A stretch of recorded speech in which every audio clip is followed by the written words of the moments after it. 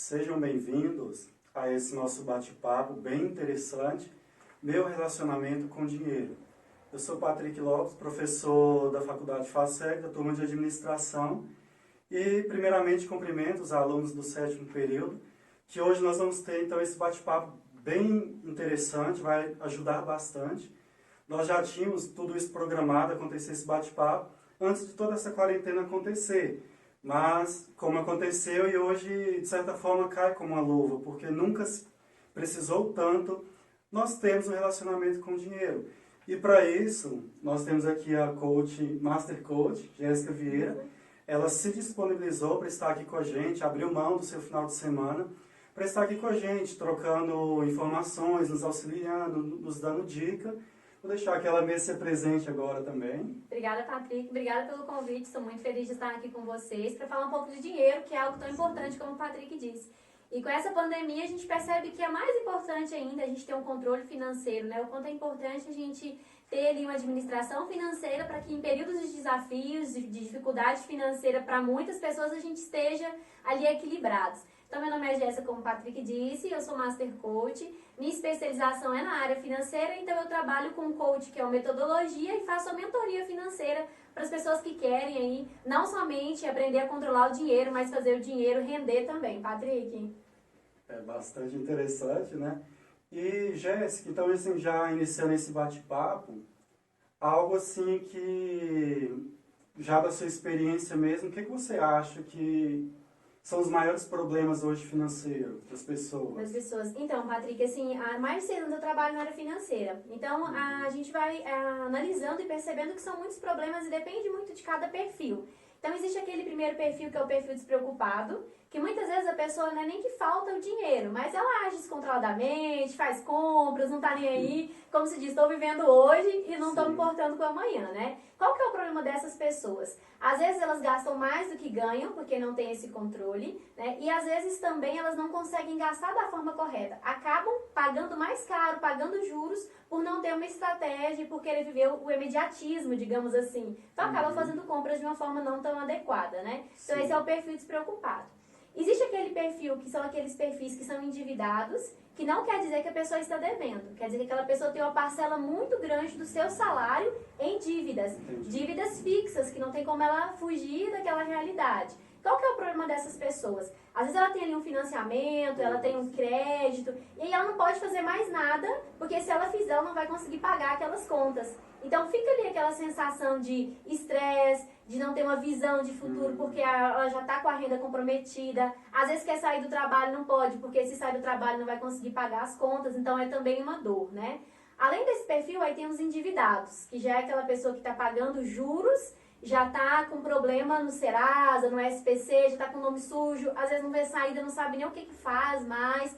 E aí começa o estresse, problema na família, porque a pessoa começa a ter insônias. Então começa um desafio muito grande para essa pessoa de não ver saída também. E aí tem aquelas pessoas equilibradas, que são aquelas famosas pessoas que elas pagam a conta, conseguem pagar a conta.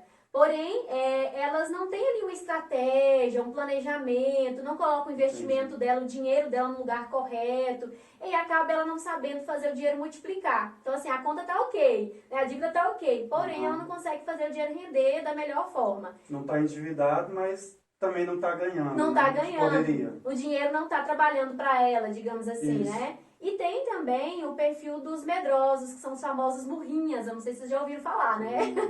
É aquela pessoa que tem medo do dinheiro, tem medo de gastar dinheiro. Então, assim, às vezes o dinheiro tá na conta bancária ali, tá guardada, mas a pessoa tem medo de fazer qualquer coisa porque ela vai ter que mexer no dinheiro dela. E qual que é o problema nesse caso? O problema maior é porque essa pessoa deixa de viver a vida, deixa de viver o presente. Às vezes um amigo chama para fazer alguma coisa, ela não vai porque ela vai ter que gastar. Às vezes chega um aniversário de alguém importante, ela não vai naquela festa porque ela não quer gastar o dinheiro com o presente, não quer gastar o dinheiro com a roupa. Então a pessoa sempre tem aquela dor de não querer gastar o dinheiro. E isso também é um problema, por incrível que pareça. As pessoas acham que não. O dinheiro tá na conta, tá ok. Mas se torna aí também um problema emocional para a pessoa. Então, assim, resumidamente falando, existem várias etapas, vários perfis de pessoas com problemas diferentes, mas todos devido a não ter uma mentalidade de prosperidade, a não conseguir administrar da forma que correta o dinheiro, né? Sim.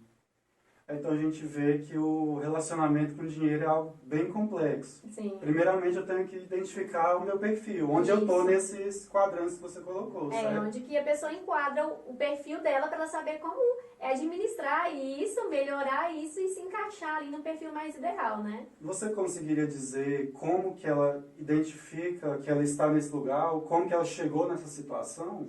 Então, o principal, assim, como identificar? Primeiro é se perguntar, como está a minha vida financeira? Existem vários testes na internet também que dá para você fazer. Até mesmo com esse bate-papo que a gente está fazendo aqui hoje, a pessoa consegue ter uma noção de onde que eu estou, qual o perfil que eu estou, né? Sim. Então, assim, primeiro buscar conhecimento.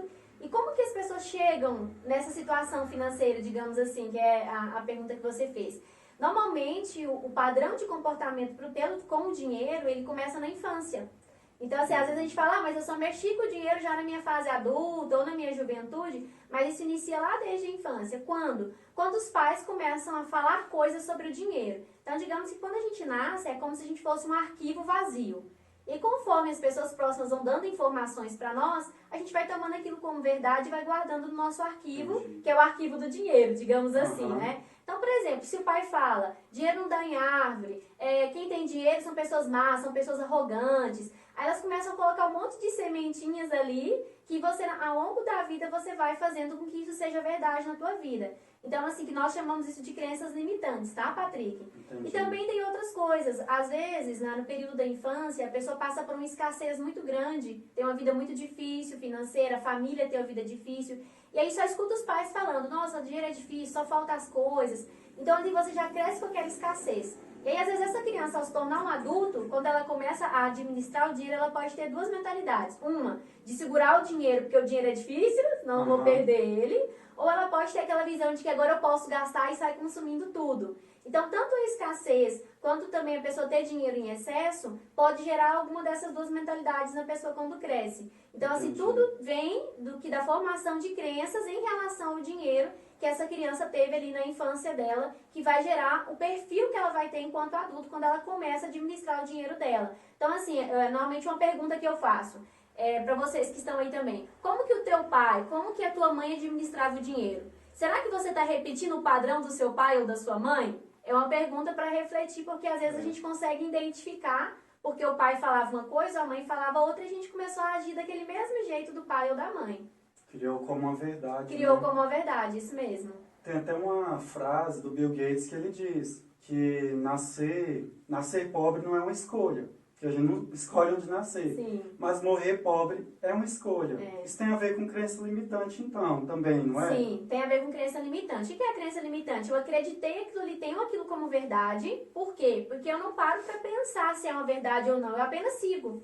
Normalmente a gente faz isso, Patrick, a gente não para para refletir. Né? Então, assim, agora, a partir do momento que eu tomo consciência de que eu tenho uma crença com o dinheiro, e quando que eu descubro isso? Quando eu não estou conseguindo administrar meu dinheiro. Isso quer dizer que tem alguma coisa que pode estar me prejudicando, né? Então, isso que falou, nascer pobre não é um problema, né? Isso não é uma escolha. Mas você continuar com aquele mesmo padrão a sua vida inteira, assim, você está escolhendo se comportar daquela forma. Então, é preciso a gente quebrar a crença, ou seja, a gente identificar essa crença e mudar a forma que a gente pensa em relação ao dinheiro para conseguir ter uma mudança de mentalidade e começar a ver o dinheiro de uma forma diferente. Entendi. Achei bem legal esse negócio de crença. E conforme você foi falando, assim, foi caindo, eu fui recordando as crenças que eu tive também, igual você falou, dinheiro não dá em árvore, que dinheiro é ruim. E me vem muito questão também da igreja, que as pessoas, ela confundem muito. Quando Jesus fala lá de ou dinheiro ou Deus, só que não é o Deus do dinheiro, não tá falando, a gente confunde com o dinheiro é uma moeda de troca. Então, se eu quero uma viagem em Caldas Novas, eu preciso trocar. Mas, quando eu coloco ela na frente de Deus, aí seria o que ele está falando. Só que muitas pessoas tomam aquilo como uma crença, certo? Isso.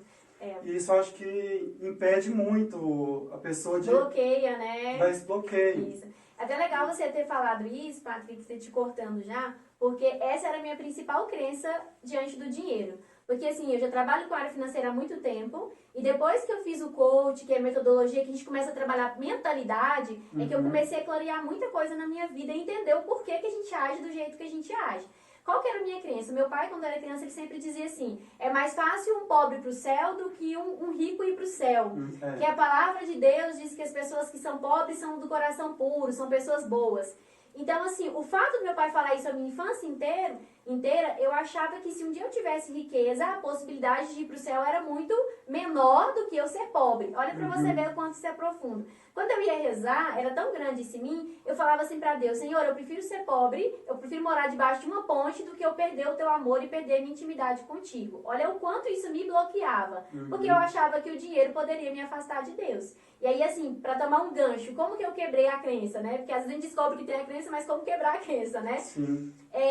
A pessoa que é boa, ela é boa sendo rica ou sendo pobre. Isso tem a ver com valores e princípios. Se eu sou uma pessoa grata, se eu ajudo o outro, isso é independente da minha classe financeira. Isso não depende do dinheiro. Então, por exemplo, né? Eu sou pobre, mas eu tenho coragem de dar uma xícara de açúcar pro vizinho. Provavelmente, se eu for um rico, eu vou continuar ajudando o outro. Então, assim, o dinheiro ele não tem a ver com a nossa mentalidade, com a nossa espiritualidade, né? Nossa espiritualidade. Sim. Não tem porquê. Porque se eu sou uma pessoa espiritual, você sendo pobre ou sendo rica, tanto faz. Então, isso me ajudou a ver que, pelo contrário, se hoje eu tiver uma condição financeira cada vez melhor, cada vez mais eu vou poder ajudar mais pessoas. Então, isso me ajudou a mudar a minha mente sobre essa crença limitante em relação à religião, em relação à espiritualidade, né? Sim. Assim, só para ver se você entende, o dinheiro, então, ele não seria eu tratar ele como sentimento, mas assim, como realmente o que ele é, uma moeda de troca. Isso. Porque aí eu entendo que quanto mais coisas eu quiser, eu preciso dessa moeda de troca. Isso eu estaria correto? Essa forma de pensar assim? Estaria correto. Que eu não estaria me bloqueando. Isso. Assim, Patrick, nossa vida ela é dividida em algumas dimensões, né? Tem a dimensão mental, a dimensão emocional e a dimensão espiritual. Nessas dimensões não entra o dinheiro, porque tem a ver com o quê? Com desenvolvimento, tem a ver com o nosso intelecto, tem a ver com o nosso emocional. E o dinheiro é uma força neutra que tem a ver com o nosso mundo físico. Então, assim, o mundo físico é o mundo material. Então, o dinheiro é uma força neutra, porque, igual você falou, é só uma moeda de troca. Eu não posso dizer que é nada mais. Então, assim, hoje, pra gente ter, por exemplo, uma casa que acolhe crianças, ela não precisa do dinheiro? Precisa. Tem a ver com o mundo físico, tem a ver com algo físico, a gente precisa do dinheiro. Então, o dinheiro realmente é uma moeda de troca, simples assim. Quem souber administrar o dinheiro, quem tiver a mentalidade visionária de querer crescer, de querer fazer mais, ele vai desenvolver a sua área financeira. E quem tiver bloqueios, vai bloquear e não vai desenvolver a área financeira. É claro que essas 4 dimensões, elas estão interligadas, mas eu não posso deixar que o dinheiro, eu comparo dinheiro com felicidade, eu comparo dinheiro com Deus. Não, ele não pode ser comparado com nada, ele é importante tanto quanto as outras áreas. Entendi. Assim, só pra gente, mais a última sobre as crenças. Então, assim, a gente entendendo que o dinheiro também tem a ver com crenças, eu poderia trazer isso para outras áreas da minha vida também. Por exemplo, crenças do divórcio, crença de que não vou ser bem sucedido, o reflexo do meu pai, da minha mãe, que eu preciso...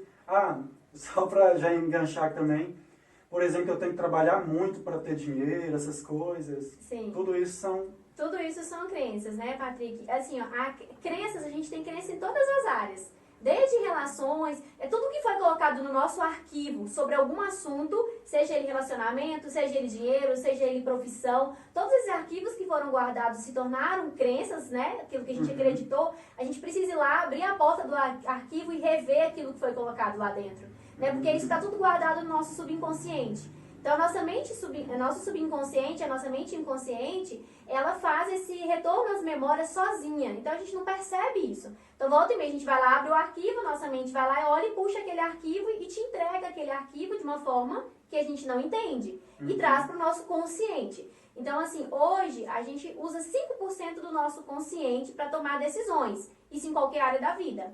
Mas 95% está no nosso subconsciente, ou seja, aquele arquivo que está guardado. Então, as crenças, por exemplo, às vezes uma mãe fala para o filho, você tem o dedo podre, você só escolhe pessoa errada.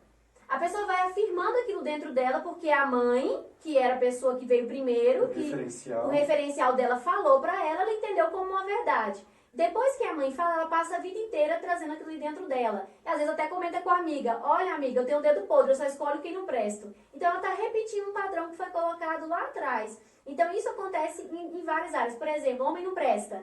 Aí a mulher cresce com aquela mentalidade de que homem não presta, e aí aquilo ali se torna uma crença. Todo homem que ela for se envolver, ela vai procurar coisas e defeitos para afirmar aquela crença dela. Porque nós queremos sempre provar que nós estamos certos, inconscientemente. A gente não Até gosta de quando estar é pro errado. mal, a gente... Isso, a gente quer provar que a gente está certo. Então, se eu acredito que todo homem não presta, todo homem não vai prestar. Né? Trazendo outra crença também, que mulher dirige mal, mulher barbeira. Fala-se muito isso. Ah, mulher barbeira, mulher dirige mal, papapá. Então a menina já cresce com aquele medo de dirigir porque mulher é barbeira, mulher tem dificuldade em dirigir. O que na verdade não é uma verdade, né? Hoje, se a gente for olhar, por exemplo, seguros, os seguros para a mulher é muito mais barato do que para o homem. Por quê? Porque é muito mais difícil a mulher se envolver num acidente do que um homem. Então isso é provado estatisticamente de que sim, que as mulheres dirigem com mais cautela, com mais prudência do que os homens às vezes são mais impulsivos no dirigir e acaba acontecendo acidentes. E assim, você que já é especialista então no assunto, o que você diria para os alunos, para quem está nos acompanhando?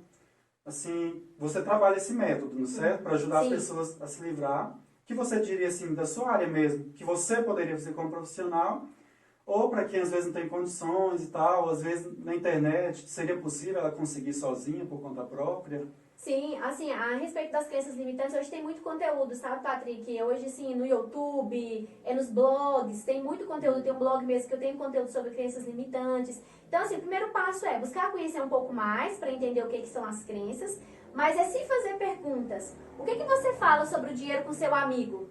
Então, isso é muito sério. O que eu ensino para o meu amigo, o que eu falo para o meu amigo, é algo que está dentro de mim, que é a minha crença. E aí eu preciso validar, essa crença ela está me fortalecendo ou ela está me enfraquecendo? Então, assim, se essa crença ela é negativa, ela está me enfraquecendo, então eu preciso mudar essa crença. Como que se muda uma crença? É simples, tomar consciência de que aquela crença me faz mal. Então, a única forma, e mudar aquela frase. Se eu dizia uma frase de, por exemplo, pessoa que tem muito dinheiro normalmente é arrogante. Se eu mudar essa frase, as pessoas que têm dinheiro podem proporcionar uma vida melhor para as outras pessoas, através de um emprego, através de doações. Isso me fortalece. Aí eu vou querer me tornar uma pessoa bem-sucedida financeiramente para que eu possa abrir uma empresa, para que as pessoas tenham um emprego, para ajudar outras famílias. Então isso vai me fortalecer ao invés de me bloquear, me limitar, de não querer ser rico porque eu vou ser arrogante, porque eu vou ser ignorante. Entendi. Se só a gente pegar esse gancho aqui, uma vez eu vi um exercício que ele falava para você fazer isso que você falou de trocar as frases. Por exemplo, eu sou feio, era algo que eu colocava dentro de mim, aí eu mudava para agora eu sou bonito. Eu escrever tipo 25 vezes ou 50 vezes no caderno, que isso ali eu estaria trocando dentro do meu subconsciente. Isso realmente funciona? Patrick, a consciência é o que funciona. A tomada de consciência. Eu tenho certeza que o que a gente está conversando aqui, algumas pessoas já vão começar a pensar: nossa, meu pai falava isso pra mim. Minha mãe falava isso pra mim. Eu tô começando a tomar consciência de que eu também estou repetindo essa frase, se não pros outros, pra mim mesmo. Então, a tomada de consciência é a forma de mudança. Se é escrever 20 vezes, se é só trocar a frase, que trocar a frase, essa realmente eu uso nos meus atendimentos. Tá? Eu faço uma lista ali, eu tenho uma lista de crenças limitantes sobre o dinheiro, então são mais de 50 crenças limitantes, e a pessoa vai dando uma nota de 0 a 10, 0, 5 ou 10. Para 0 não faz sentido nenhum, 5 já ouvi falar muitas vezes, e 10, nossa, faz sentido. E aí depois a gente pega aquelas que foi nota 10 e a gente troca, entende primeiro, né? Por quê? Porque não é só eu falar, eu sou feio e eu falar que eu sou bonito. Se eu não acreditar que eu sou bonito, vai resolver? Não vai.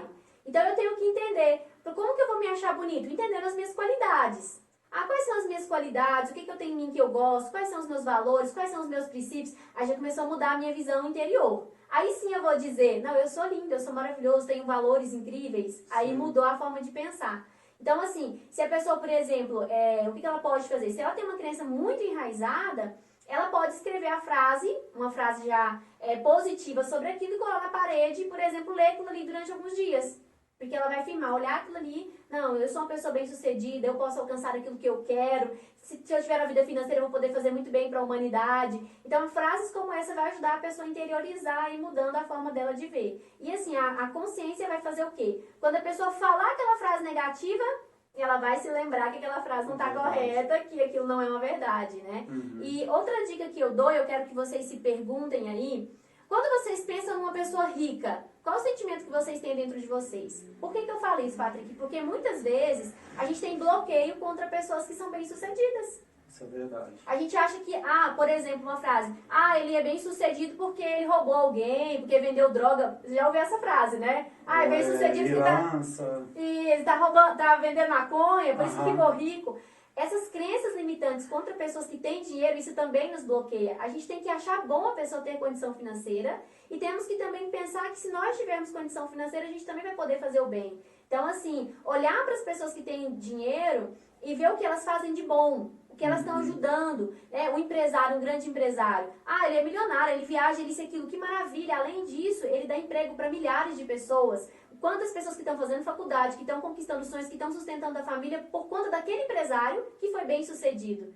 Então isso nos faz ter uma mentalidade diferente em relação ao dinheiro e nos ajuda a tirar esses bloqueios que nos impedem. Então eu sempre falo, se você viu uma pessoa rica, uma pessoa que está bem de vida, uma pessoa viajando, e você teve um desejo negativo, você tem um bloqueio dentro de você. Para refletir e muda esse pensamento para você conseguir aí alcançar uma vida financeira bem sucedida também. Entendi. Bem bacana isso aí, espero que vocês estejam gostando também. Então estamos aqui com a Jéssica. E agora, Jéssica, a gente tem algumas perguntas que os meus alunos me mandaram, que eles têm interesse nesse assunto, de aprender. Que bom. Se puder nos auxiliar. Então, um deles perguntaram como administrar o dinheiro. E aí? Vamos lá. Acho que eu escuto muito essa pergunta, né? Bastante, né? Então, como administrar o dinheiro, né? Patrick, é muito mais simples do que se imagina. É muito fácil a gente administrar o dinheiro, por quê? Porque, assim, tem alguns viés do dinheiro. Primeiro, eu preciso saber quanto eu ganho, então isso tem que estar claro. E para muitas pessoas, por incrível que pareça, elas não pagam para analisar quanto que ganham. Elas acham que o que elas ganham, às vezes, é o salário bruto que está ali na carteira, e não é. Tem que tirar todos os impostos, né? Às vezes a pessoa, por exemplo, é um empresário e não sabe quanto que realmente sobra para ele. Ele sabe quanto a empresa ganha, mas não sabe quanto ele ganha. Então, primeiro viés, eu preciso saber quanto que eu ganho, quais são as minhas receitas. O segundo viés, eu preciso saber quanto eu vou gastar, quanto eu vou guardar por mês. Por quê? Às vezes as pessoas fazem assim, eu preciso saber quanto eu ganho e quanto eu gasto. E se sobrar, eu guardo. Tem que ser diferente. Eu tenho que saber quanto eu ganho, daquele valor que eu ganho, qual é a minha conta fixa, aquilo que não tem como eu deixar de pagar. E aí nisso eu vou ver o quanto eu quero guardar por mês. Então, se eu determinei que eu vou guardar R$500 por mês, eu preciso fazer aquele compromisso de colocar aquele dinheiro ali para investir aqueles R$500. Então, primeiro ponto, saber quanto eu ganho, saber quanto eu guardo e quanto eu quero guardar e saber quanto eu gasto. Então, assim, esses 3 pontos têm a ver com despesa de receita. Eu acredito que os alunos de administração já estudam bastante isso em relação a empresas. Então, é a mesma coisa, só que é mais simples ainda do que a empresa. Né? A área pessoal, as finanças pessoais são mais fáceis do que a empresa. Então, assim, a primeira coisa que eu tenho que fazer, eu preciso ter um controle ou numa planilha financeira, ou num caderno, ou num livro caixa. Só para você ter uma ideia, eu já atendi um senhor de 58 anos e ele falou para mim, Jéssica, computador comigo não vai dar certo. Como que eu vou fazer? Né? Já que eu não dou conta de mexer no computador, não sei mexer nesses negócios de planilha, não vou poder fazer o meu controle, as minhas administrações? Falei, não, pelo contrário. E aí, Patrick, no caso dele, a gente comprou um livro caixa, a gente começou a trabalhar com livro caixa. Então, assim, tem que ser conforme a pessoa sente facilidade de fazer. Legal. Te agradeço então, Jéssica. Eu tenho mais outra pergunta também. Quando deve começar a investir? Então, Patrick, eu falo que quanto antes melhor, né? Normalmente quando eu dou alguma palestra, nos cursos, até mesmo os atendimentos que eu faço para pais, eu sempre direciono que os pais ensinem as crianças desde pequena a guardar o dinheiro e verem o dinheiro se multiplicar. Então, assim, uma indicação que eu dou, quanto antes você começar, mais rendimento você vai ter ao longo da sua vida. E se torna um hábito. Então, se você, mesmo que seja pouco, por exemplo, não está sobrando muito, está sobrando R$20, ou eu posso guardar R$20, comece com 20. Porque isso vai se criar um hábito. Então, quando você começar a ver o dinheiro ali rendendo, o dinheiro se multiplicando, aí você sim vai olhar e falar, eu quero colocar mais. Eu comecei com 20, eu quero pôr 50, eu quero pôr 100, daqui a pouco você já tornou um hábito daquilo na sua vida de fazer um investimento. Entendi. Eu até falo com meus alunos que, assim, igual gastar é bom, investir também é bom, é algo que vicia, né? Não é verdade? Então a gente sempre realmente começa com 10, 20, porque você vai, assim, você toma o gosto, de repente você vai colocando 500, 1000, conforme Isso pode, mesmo. né? Isso mesmo. Sim, eu vejo como problema também que a gente quer colocar o que sobra. E às vezes não sobra. Como que faz? Então, como eu tinha falado anteriormente, Patrick, a gente tem que saber o que gasta e o que poupa, né? Sim. Mas claro que quando a gente já tem uma vida financeira, às vezes já tem ali contas fixas, né? A gente está falando de uma vida adulta, digamos assim. É claro que às vezes a gente olha para o cenário que a gente está hoje e fala, opa, não está sobrando nada aqui, como que eu vou fazer? Então a primeira coisa que é preciso ser feito é você regularizar a tua vida financeira. E eu falo assim, você tem que aprender a economizar. Tem coisa que a gente gasta, né, os especialistas dizem que 30% do que a gente gasta de uma forma desnecessária. O que significa isso? Às vezes eu pago um Netflix, não uso. Às vezes eu pago um plano de celular, eu não uso tudo aquilo que tem dentro do plano. Né? Então os pacotes que se dizem, né? Às vezes eu tenho um pacote ali de uma TV por assinatura, mas eu não uso aquela quantidade de programas que tem ali disponível. Então, assim, em média 30% são gastos, né, desnecessários na nossa vida financeira, de nossas compras. Então, o primeiro passo que eu falo é, olhe para a tua vida financeira e veja onde que você pode começar a cortar gastos. Então, esses gastos que você começar a cortar, poupe eles. Então, por exemplo, eu tenho um plano de celular, eu pago R$ 150, será que você não pode ter o mesmo um plano desse, mas ter um de 70? Então, se eu tenho um plano de 70, aquilo que me sobrou, eu já começo a investir. Então, assim, é um acordo que você pode fazer de, olha, eu vou abrir mão disso aqui para colocar ali no meu investimento. Então, é uma forma de você começar a ter uma vida ali financeira mais adequada e conseguir poupar ali, porque muitas vezes a gente fala, né, eu quero guardar e não consigo guardar, não tá sobrando, né? E aí, com o tempo, aí sim, a pessoa, quando ela tem um projeto, quando ela tem planos, aí ela sabe, olha, seria necessário eu poupar tanto por mês, investir tanto por mês para alcançar esse objetivo. Aí a pessoa começa a sentir um pouco mais de propósito naquilo que ela vai fazer e aí ela começa assim, a investir aquele valor de uma forma mais tranquila e equilibra ali a vida dela, né? Consegue equilibrar a vida financeira. E esse investimento, então, ele teria que ser prioridade ou mais na sobra mesmo? Porque eu falo assim por mim, porque às vezes, se eu não colocar que é prioridade eu depositar uns por R$ 200 todo mês, eu não coloco, porque eu deixo para sobrar e furo o pneu do carro, o cachorro fica doente. Acontece os imprevistos, Patrick? Isso. O que eu falo? Ou a prioridade é o imprevisto mesmo? Sim. A prioridade mesmo é guardar o dinheiro. Eu sempre falo que a gente tem que fazer uma reserva de valor. O que significa isso? E falando muito agora, principalmente nesse tempo de pandemia, que é um tempo que a gente está mais atento às coisas que estão acontecendo. A reserva de valor é um valor que você guarda para emergências. Então, por exemplo, eu vou guardar esse dinheiro, eu vou fazer um investimento com esse dinheiro aqui todo mês. Normalmente eu falo de 6 meses ou 12 meses o valor da tua renda mensal.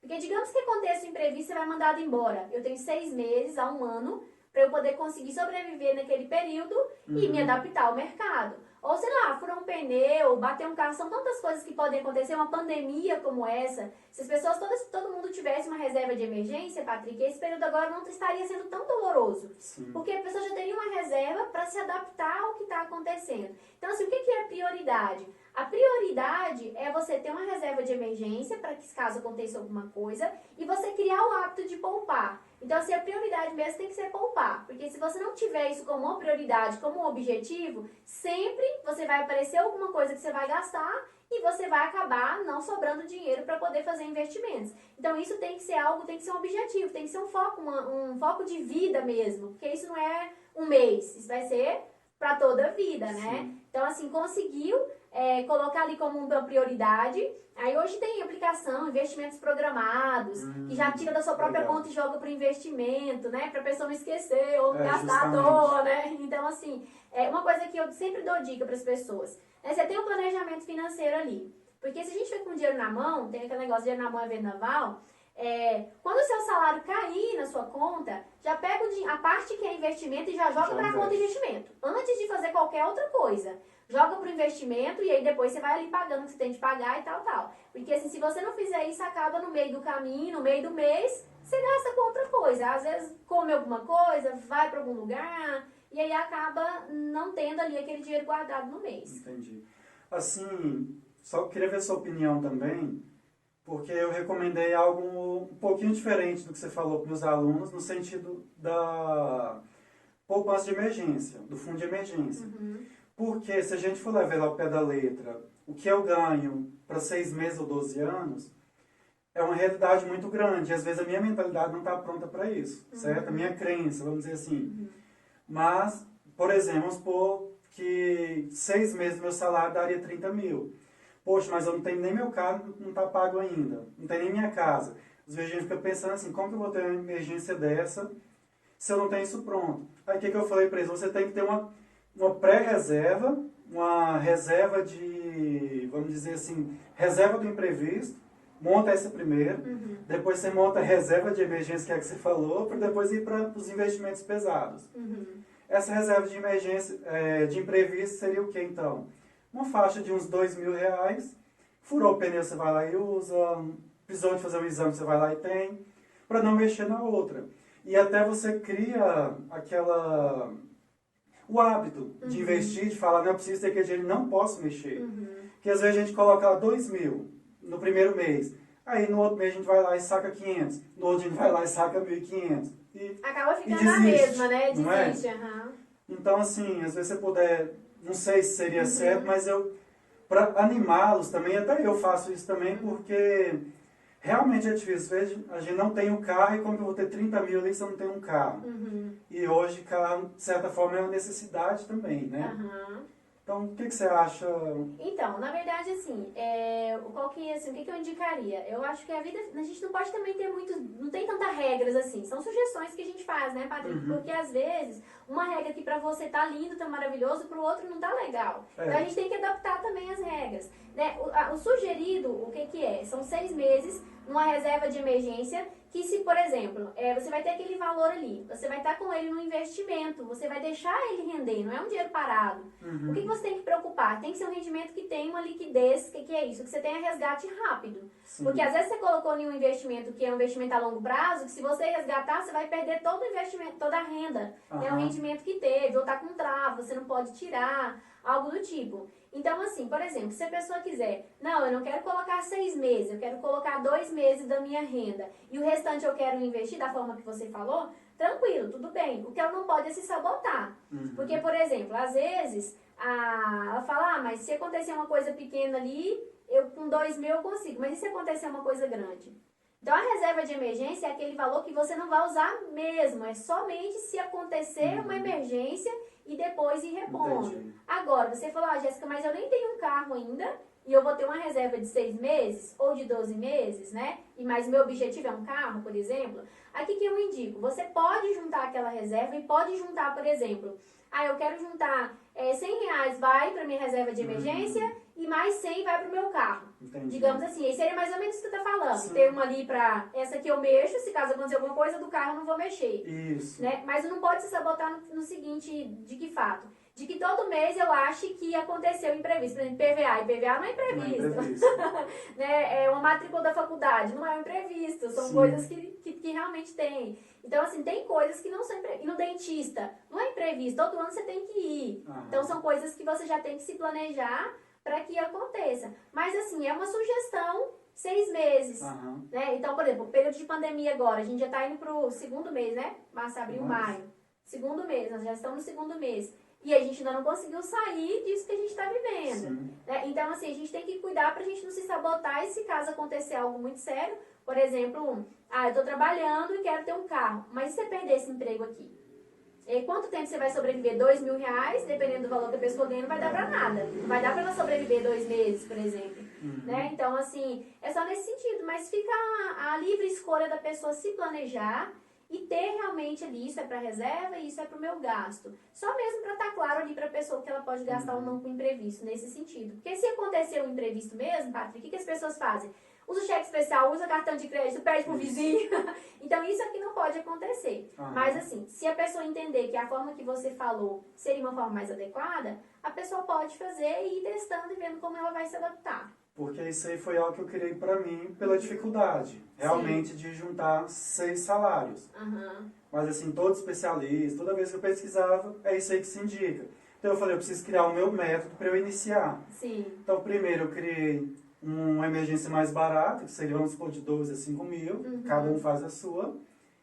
Juntou essa, aí você começa a juntar a outra, que é outro objetivo, que né? é a do, realmente, se acontecer algo igual aconteceu agora, você tá tranquilo. Aí você pode colocar no investimento a longo prazo, a médio prazo, né? Médio prazo pode sim, Patrick, não tem problema. É o que realmente a pessoa né, consegue fazer. Porque não adianta a gente colocar metas que a gente não vai conseguir bater, ou que isso vai dar um desânimo muito grande. Os próprios né? alunos chegaram em mim e falaram isso aí. Como que eu vou juntar tantos mil assim? Não dá, é difícil. Aí eu peguei e falei.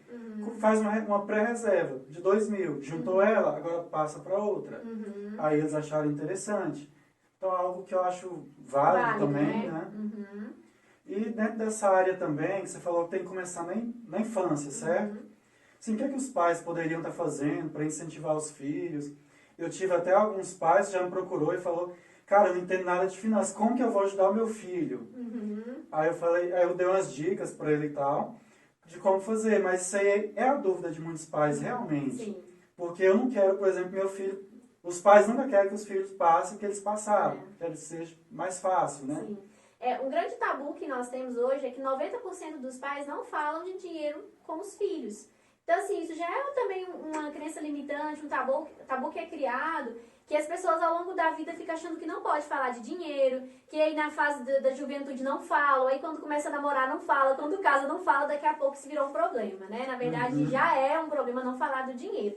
Então, assim, às vezes o pai acha que ele não está apto para ensinar o filho, porque às vezes ele não entende tanto de finanças, o que eu vou ensinar para o meu filho? Mas tem coisas muito básicas. O que hoje os pais ensinam os filhos? A gastar. Parece que o dinheiro só foi feito para comprar. Eles pagar a conta. Pagar a conta, é isso mesmo, né? Não, o papai ganha para pagar a conta, o pai trabalha para pagar a conta, né? Tem que pagar as contas do mês, tem que pagar água, pagar a luz. Aí a criança cresce com aquela imaginação de que dinheiro foi feito para gastar ou para pagar alguma coisa. Então, assim, qual que seria a minha dica, né, Patrick? Primeira coisa, os filhos, eles têm que começar a poupar, por exemplo, a mesadinha deles. Se o pai dá a mesada para o filho, o pai precisa perguntar ao filho, o que, é que você vai gastar esse mês? Ajudar ele a fazer um planejamento da mesada dele. Digamos que seja R$50. O que você vai fazer com os seus R$50? Papai, eu quero comprar tal coisa assim assim. O que você acha de a gente guardar 50% para render? Eu explico o que é rendimento para criança. E aí a gente vai ir juntando. Você vai usar metade para os seus gastos do mês e isso aqui a gente vai guardar para você comprar tal coisa daqui 3 meses. Aí a criança já começa a entender que ela pode poupar o dinheiro para comprar aquilo ali a médio prazo, digamos assim, na cabeça da criança, porque a criança é imediatista. Sim. Então ali na cabeça da criança ela vai entender que se eu guardar mais que 50%, e se eu guardar 100%, papai, daqui 3 meses eu consigo comprar uma bicicleta? Consegue, né? Não R$50, gente, mas eu tô falando assim, né? Um exemplo. Se eu guardar 3 meses eu consigo comprar essa bicicleta? Consegue. Então já pega o dinheirinho da criança e mostra para ela que rendeu. A gente pôs 50, mas você tá, sei lá, você tá recebendo aqui R$50, R$51. Que seja numa poupança, por exemplo. Mas você ganhou a mais, já rendeu R$1. Então, assim, isso vai fazer a criança entender que ela pode investir o dinheiro dela e que ela pode também tá guardando dinheiro em vez de estar só usando o dinheiro. Outra dica, né? Às vezes a criança, você pode falar para a criança, ensinar o empreendedorismo desde cedo. Às vezes a criança pode comprar alguma coisa, fazer alguma coisa e vender. Então, assim, às vezes coisas simples, pode vender para os amiguinhos, às vezes ela tem um dom de fazer alguma coisa, o pai já pode incentivar aquela criança a fazer e vender para os pais dos coleguinhas. Isso já vai demonstrando o empreendedorismo. A gente gastou tanto para fazer, você vendeu e ganhou tanto. Olha aqui que bacana. Então, isso já vai criar uma mentalidade na criança diferente do que só gastar, só comprar, só pagar a conta. Então, assim, são coisas simples, né? Um cofrinho, mas assim, eu prefiro uma conta porque ele vai render, o cofrinho vai ficar a mesma coisa. Então, tudo isso vai incentivando a criança a criar o hábito desde pequenininha. E aí depois também, na fase já maior, que, por exemplo, o filho tem o primeiro salário. O pai pode sentar com o filho e, filho, você começou a trabalhar agora, vai ganhar o seu salário, quais são os seus planejamentos, o que você pensa, quais são os seus objetivos, o que você quer fazer com o seu dinheiro, você não quer começar a juntar dinheiro para comprar uma moto, para comprar um carro, à vista, ganhar desconto. Então, tudo isso pode sendo trabalhado, né, sem muita experiência. O pai não precisa dominar totalmente de finanças para fazer coisas simples. Por exemplo, eu lembro que uma vez uma associada minha, ela falou, Jéssica, eu comecei a ajudar a minha filha a economizar água e luz, porque ela queria ir para Caldas Novas, e eu falei que se ela ajudasse a gente a gastar menos com água e luz, ia sobrar mais dinheiro pra gente viajar. E aí toda vez que tinha uma luz acesa, ela ficava, mamãe, luz, apaga, apaga. Então assim, ela mesma, na hora do banho, não, mãe, vamos rapidinho pra gente ir pra Caldas. Então já começou a mostrar pra ela que o dinheiro que ela tava poupando ali na água e na luz, gesto, né? ia juntar pra ela poder ir pra Caldas Novas, que ela gostava muito de Caldas Novas. Entendi. Então a filha dela tinha 3 ou 4 anos na época. Então assim, já é uma forma de ensinar a criança a lidar com o dinheiro também. Eu já até vi também algumas pessoas que pegam dinheiro emprestado com a criança, sim, pega às vezes, ou porque realmente precisa, tipo, acabou um gás e pega rapidinho, e devolve com juros. Sim. Então isso aí também estimula esse recebimento, né? Estimula. Esses dias eu fui fazer unha, né? Vou dar um exemplo, assim, bem rápido aqui. Fui fazer unha e aí o menininho da mulher que faz unha começou a fazer massagem no meu ombro. Aí eu falei, você tá fazendo a massagem? Ele falou, tô, minha mãe disse que se eu fizer massagem eu posso ganhar dinheiro com isso. E ela ficou brava com ele. Não, meu filho, não fala isso não, não sei o que e tal. Aí eu brinquei com ele, eu falei, a titia veio despreparada hoje, mas da próxima vez você me fala que se você fizer a massagem, a titia vai te pagar por isso. Então a criança já vai estimulando ela que ela pode sim ganhar dinheiro fazendo alguma coisa, empreendendo, porque é uma massagem, mas ele está empreendendo, está servindo ali de alguma forma para poder ganhar dinheiro. Então, assim, e o pai não pode brigar com o filho, porque o filho quer empreender e ganhar dinheiro. Tem que incentivar a criança, né? É coisa simples, mas que dá para incentivar. Bem bacana. E eu tenho uma pergunta aqui, também que os alunos fizeram, e ela é semelhante que o Robert Kiyosaki sempre fala também, que o dinheiro precisa trabalhar para nós. E não nós sermos escravos do dinheiro, que muitas vezes é o que a gente acontece. E qual é a sua dica aí para o dinheiro trabalhar para nós?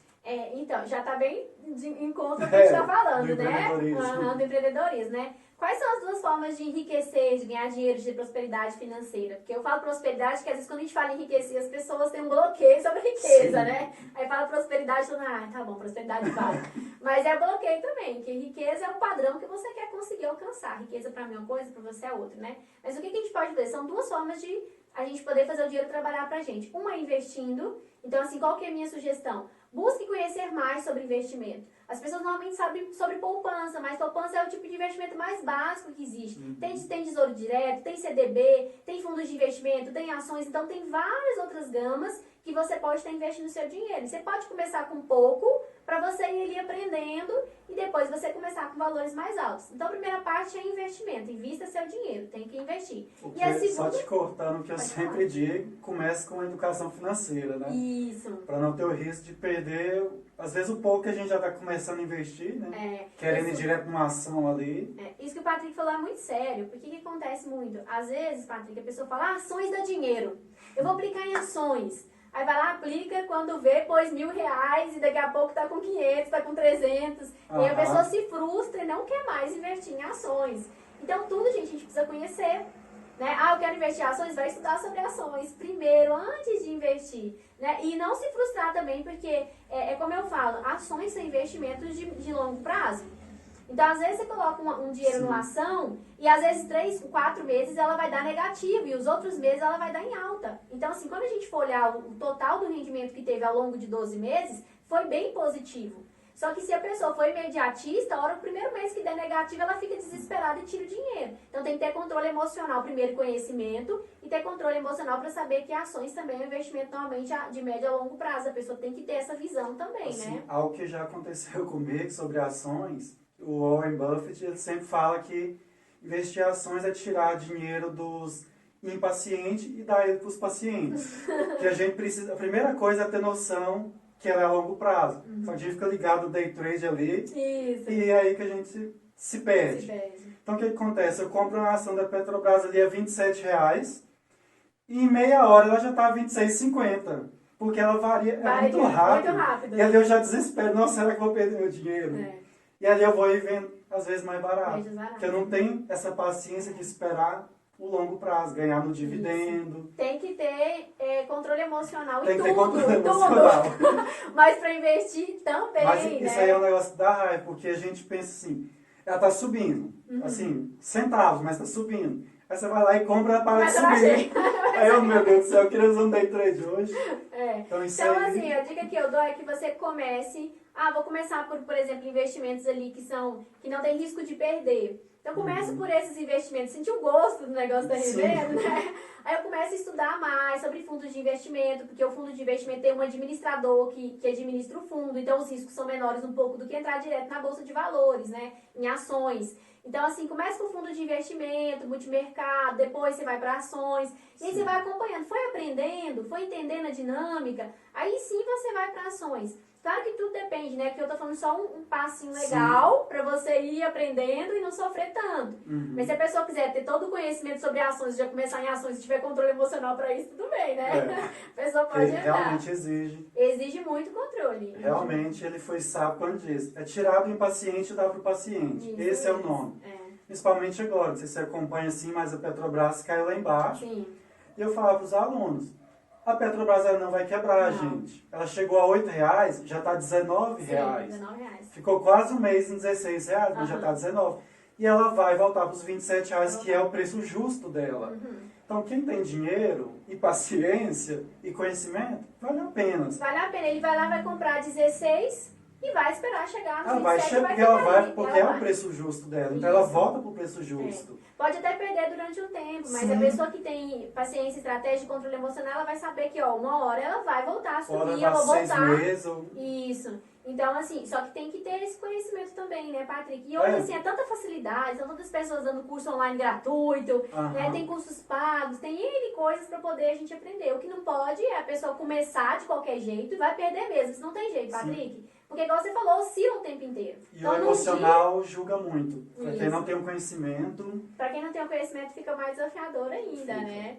Então, assim, o primeiro é investir, então é conhecer mais sobre investimentos. Primeira coisa, ter educação financeira, como você falou. Né? Não pode tirar o dinheiro do pão para botar em investimento, isso não pode. Né? Então, assim, ter o controle ali da sua vida financeira. E o segundo é empreender. E quando eu falo empreender, né, as pessoas pensam, eu vou ter que largar o meu trabalho para empreender. Não, você pode empreender de tantas formas. Né? Hoje em dia, pela internet, tem tantas formas de você empreender, vender cursos, vender coisas pela internet, que às vezes não é você que fabrica, é outra pessoa que fabrica. Então, assim, a forma de empreender, de ter uma renda extra, são N formas. Às vezes as pessoas têm vergonha, Patrick, de vender. Tem vergonha de empreender, de oferecer seu produto, de oferecer o seu serviço. Então, a primeira coisa que a gente tem que fazer é quebrar esse bloqueio. Todo mundo é vendedor e a gente tem que aprender a vender.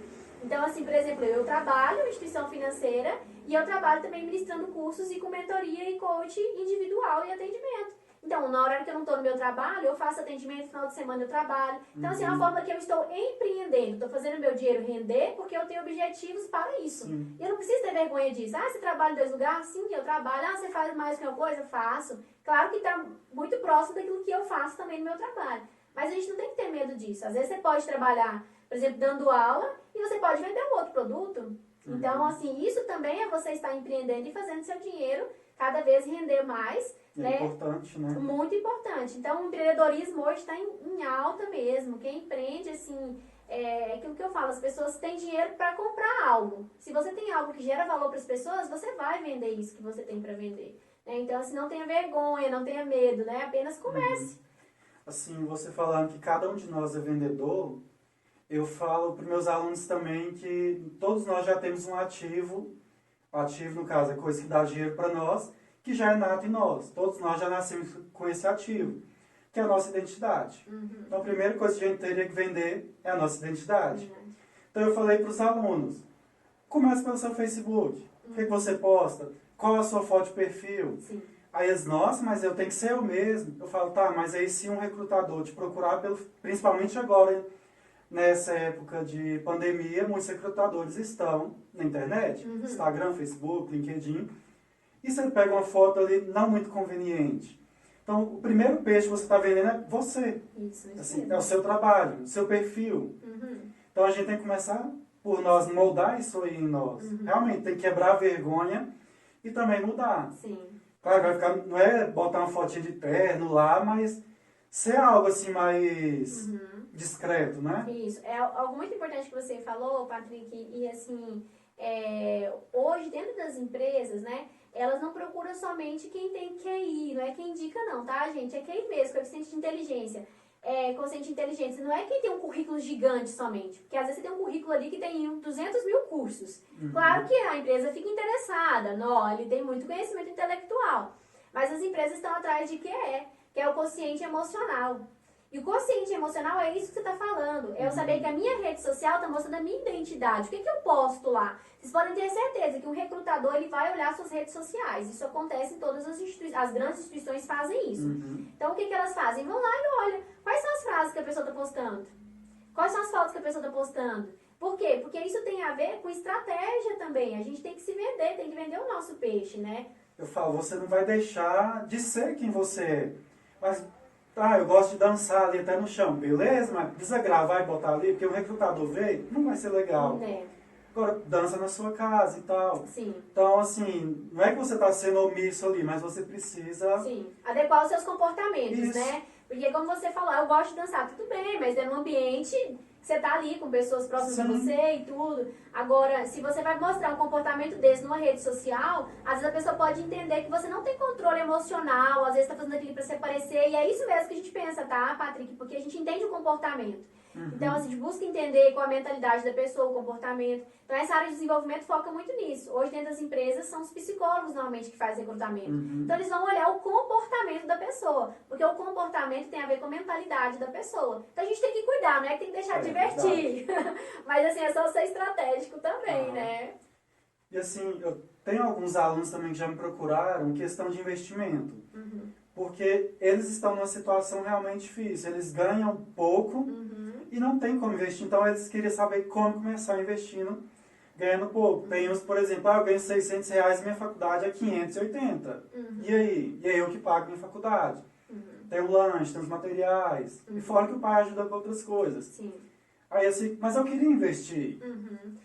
Patrick, assim, como eu tinha falado anteriormente, comece com o mínimo que você consegue. Se você consegue guardar 5, guarda 5. Só pelo hábito de investir. Por quê? Porque se eu não criar esse hábito, acaba que depois eu vou me perder depois na vida financeira. É claro que assim, se tá justo, eu não consigo mesmo, tá tudo bem. Não se culpe por isso. Pense que você já está investindo na sua faculdade, já é um tipo de investimento. Verdade. Porque isso é um ativo. Eu falo muito de dívidas de valor e sem valor. É uma dívida de valor isso. Por quê? Porque ela vai te render depois. Sim. Então tenha na sua consciência de que se eu estou investindo em um curso, se eu estou investindo em uma faculdade, eu estou investindo no meu potencial humano e que eu vou utilizar ele para ganhar dinheiro depois. Então é um tipo de investimento. Realmente. Então o aluno que diz assim, ó, eu não tô conseguindo investir por causa da faculdade, você sim está conseguindo investir. Você está investindo Muito, né? em você para que depois você possa ganhar mais através desse investimento. Entendi. Talvez uma faculdade, um curso seja o melhor investimento. Talvez ele vai te render juros, né, assim, receita de juros muito maior do que se você estivesse deixando seu dinheiro na poupança. Né? Então, assim, o que a gente tem que pensar é isso. Será que meu dinheiro eu estou usando para investir? Investir pode ser investir em investimentos, em bolsas, em instituições financeiras, como pode ser investimento no meu desenvolvimento intelectual também, para que eu consiga mais para frente estar em um cargo que eu consiga ganhar mais para eu poder guardar dinheiro para fazer outro tipo de investimento, tá? E assim, falando de investir pouco, e que tem a rentabilidade, assim, descartando poupança. É claro que uma ação a gente estaria investindo pouco, porque tem ação aí até de 20 centavos, mas aí tem um risco. Sim. Então, tirando o risco e tirando a poupança, recentemente, uma aula, eu fiz uma simulação para os alunos do Tesouro Direto. Então, assim, a gente sempre recomenda o Tesouro Selic, porque se eu sacar amanhã, eu saco, de certa forma, ganhando. Sim. Diferente de outro que eu teria que sacar no vencimento para sair para ganhando. conseguir sair ganhando. Mas eu mostrei para eles, o Selic é um pouquinho mais caro, é faixa de 106, até sexta-feira estava esse valor. Mas eu mostrei para eles, se você colocar 106, 110 todo mês lá, ao longo no final de 2023, que é quando ele vai vencer, 2025 aliás, você vai ter um dinheiro consideravelmente bom. E eu falei, você não tem R$100, é muito? Tenho de R$35, que também vence daqui a 3 anos, vence em 2023, e você também vai ter um dinheiro bom, investindo R$35 por mês. Então, assim, não sei se você tem outra opinião também a respeito de investir pouco, mas é uma forma, certo? Sim, o Tesouro Direto é uma forma de investir e também tem uma rentabilidade maior do que a poupança. Tem os CDBs também, que normalmente hoje as instituições financeiras eles fazem uma remuneração em cima do CDI, mas já estão remunerando bem em cima do CDI. Então tem investimentos que são pequenos, mas que já estão rendendo 100%, 102% do CDI. Então já é um rendimento melhor do que a poupança e tem uma liquidez também que eu posso sacar a qualquer momento. Então, assim, são vários leques que tem para se começar com pouco, R$50, R$30, né? E eu já vi lá no Isinvest, que é uma corretora, tem CDB a partir de R$100, né? Sim, tem CDB. E de 12 meses o prazo. Então, assim, você teria 1.200, que seria o seu investimento, mais o juro. Mais os juros, isso mesmo. Então, assim, vamos dizer, é o 14º salário, certo? É, o 14º. E assim, por exemplo, cooperativas, né? As cooperativas de crédito, elas distribuem resultado para quem é cooperado. Então, por exemplo, quem tem investimento em uma cooperativa, por exemplo, ela tem investimento lá em CDBs, além do rendimento do CDB que ela vai ter ali, ela ainda vai ter uma remuneração por ela ter deixado aquele dinheiro lá, porque as cooperativas usam o dinheiro de quem guarda para emprestar para quem precisa. Então elas remuneram melhor. Também é uma opção. É como eu falo, a gente tem que pesquisar, não ter medo de pesquisar e buscar conhecimento. Ah, esse aqui não dá para mim, mas vai existir um outro investimento que também vai te remunerar bem e que você vai conseguir colocando pouco por mês ali, sem que te prejudique também, né? Beleza, muito legal. E eu tenho uma pergunta que não quer calar. Acho que todo brasileiro quer saber a resposta. Como parar de gastar tanto sem ser o famoso mão de vaca? Vamos lá, né? Isso é verdade. É muito engraçada essa pergunta que você falou, Patrick, porque assim, todo mundo quer, Jéssica, eu gasto demais, o que eu faço, né? Eu fiz um trabalho ano passado com jovens do Instituto Federal, e aí eu perguntava, como é que é a sua vida financeira? Eu gasto demais. Eu pensando, gente, mas esses meninos têm 14 anos, 15, e já gasta demais, né? Mas assim, essa questão de gastar mais, a gente tem que entender o quê? Muitas vezes o nosso gastar mais é porque a gente se compara muito com o outro, Patrick. Então, assim, isso acontece muito. Por exemplo, o Patrick tá aqui com um sapato da moda. E aí eu preciso ter um sapato igual ao do Patrick, porque o Patrick tem. Eu estou me comparando com o Patrick. E às vezes eu vou lá e compro aquele sapato, não é porque eu preciso, mas é porque eu vi o outro e aquilo me motivou a querer comprar esse sapato. Então tudo isso tem a ver com inteligência emocional que a gente precisa ter para lidar com o dinheiro. Então, por exemplo, às vezes você vê uma pessoa, até mesmo na televisão, toda hora tá passando, coisas da moda, equipamentos da moda, e às vezes você fica preso, todo mundo tem, eu quero ter. Então a comparação faz com que as pessoas gastem muito. Então a gente precisa olhar e perceber o quê? Será que realmente eu preciso disso? Ou será que eu estou comprando porque eu vi alguém, porque eu vi na TV? Né? Então a gente tem que ter essa visão, parar para analisar o que realmente a gente precisa. Outra coisa, ter objetivos. Eu falo muito isso. Se você tiver um objetivo, eu quero comprar um carro, mas eu vou comprar esse carro à vista e eu vou juntar dinheiro para isso. Você tem que pensar o quê? Que toda vez que você pegar aquele dinheiro ali, que era do carro, e tirar para comprar outra coisa, você está deixando o seu sonho mais para frente, está adiando o seu sonho para comprar uma coisa imediata.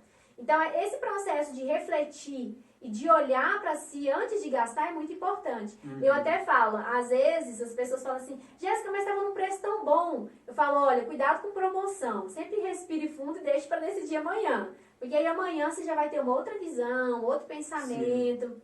Não comprar por impulso, né? Não comprar por impulso. Então, assim, vai comprar, olhe primeiro se realmente você precisa. É a mesma coisa, até compra de mercado. Se a gente vai pro mercado com fome, acaba você comprando outras coisas ali porque você tá com fome. Né? Olhe antes o armário para ver se tem, né? Porque acaba que senão você gasta muito. Então, são coisas às vezes simples, mas que é o processo reflexivo mesmo que vai nos ajudar a não gastar tanto, não ser tão impulsivos. Né? De pensar, não, eu posso comprar daqui 3 meses, tá tudo bem. Até um ponto interessante que eu quero te falar, às vezes as pessoas anotam ali, né, tipo, tem 6 meses, né, olha a sua vida financeira nos próximos 6 meses. Aí fala assim, Jéssica, daqui 6 meses eu posso comprar tal coisa. Então você já fica pensando em gastar de novo, né? Pensando em gastar. Então a gente precisa ter essa reflexão, tá, mas o que você quer comprar, você precisa realmente, você vai utilizar?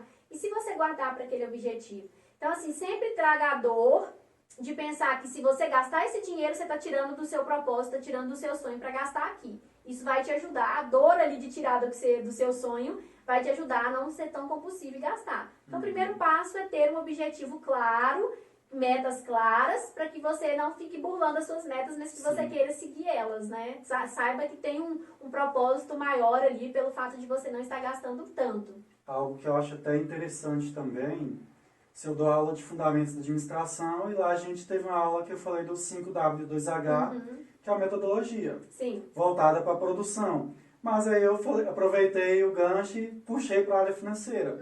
Antes de comprar também seria interessante aplicar ele. Sim. Que eu vou comprar, como, quando, quem vai participar dessa compra, para quê. O 5W2H eu utilizo também no meu processo de coaching. Uso legal. também a meta SMART. Eu tenho um objetivo X. Vamos fazer então, olhar aqui para ver se essa meta que você tem, esse objetivo, se as metas estão de acordo com a meta SMART. Então, assim, são técnicas que a gente pode tirar da administração e colocar no planejamento pessoal. Né?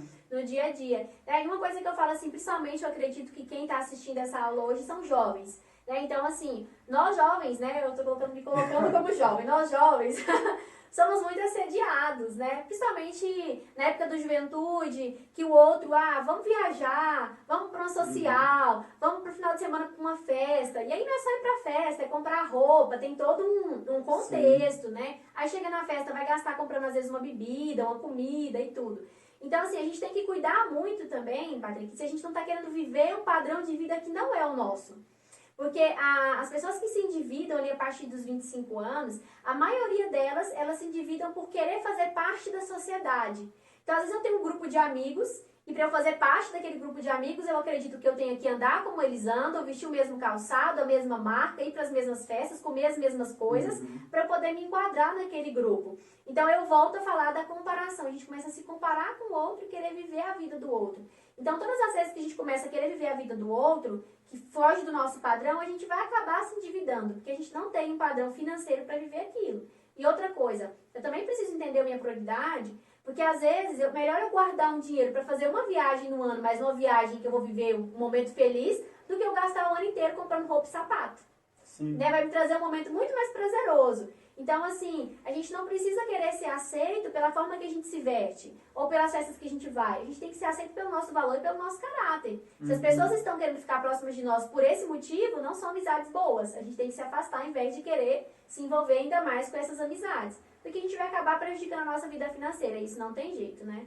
Então tem que ser muito consciente do que está fazendo. Isso. Porque, assim, querendo ou não, a gente sabe a dificuldade que é para ganhar. E para gastar a gente também sabe a facilidade. Só que a gente muitas vezes esquece o sofrimento que foi. Aí entra uma questão, que às vezes a gente se torna um pouquinho mão de vaca, que a gente pensa, por exemplo, uma lavagem de carro, R$50. Tem gente que leva um dia inteiro para ganhar R$50. Outros vão conseguir, vamos supor, no meio período, depende do salário. Sim. Nós vamos pegar, quem trabalha com salário mínimo, mais ou menos levaria o dia inteiro, 8 horas para ganhar R$50. E vai lá e paga o cara, assim, por algo que ele fazia em 2 horas. Isso. Só que também tem coisa... Então, esse aí é um primeiro ponto. Às vezes a gente está gastando dinheiro de forma errada. Mas também tem um ponto que, às vezes, eu estou deixando... O Warren Buffett também diz isso, que dinheiro não se ganha trabalhando, se ganha pensando. Então, às vezes, em vez de eu estar lá lavando o meu carro, eu posso estar pensando, posso estar estudando, estar investindo em mim, e outro vai lá e lava.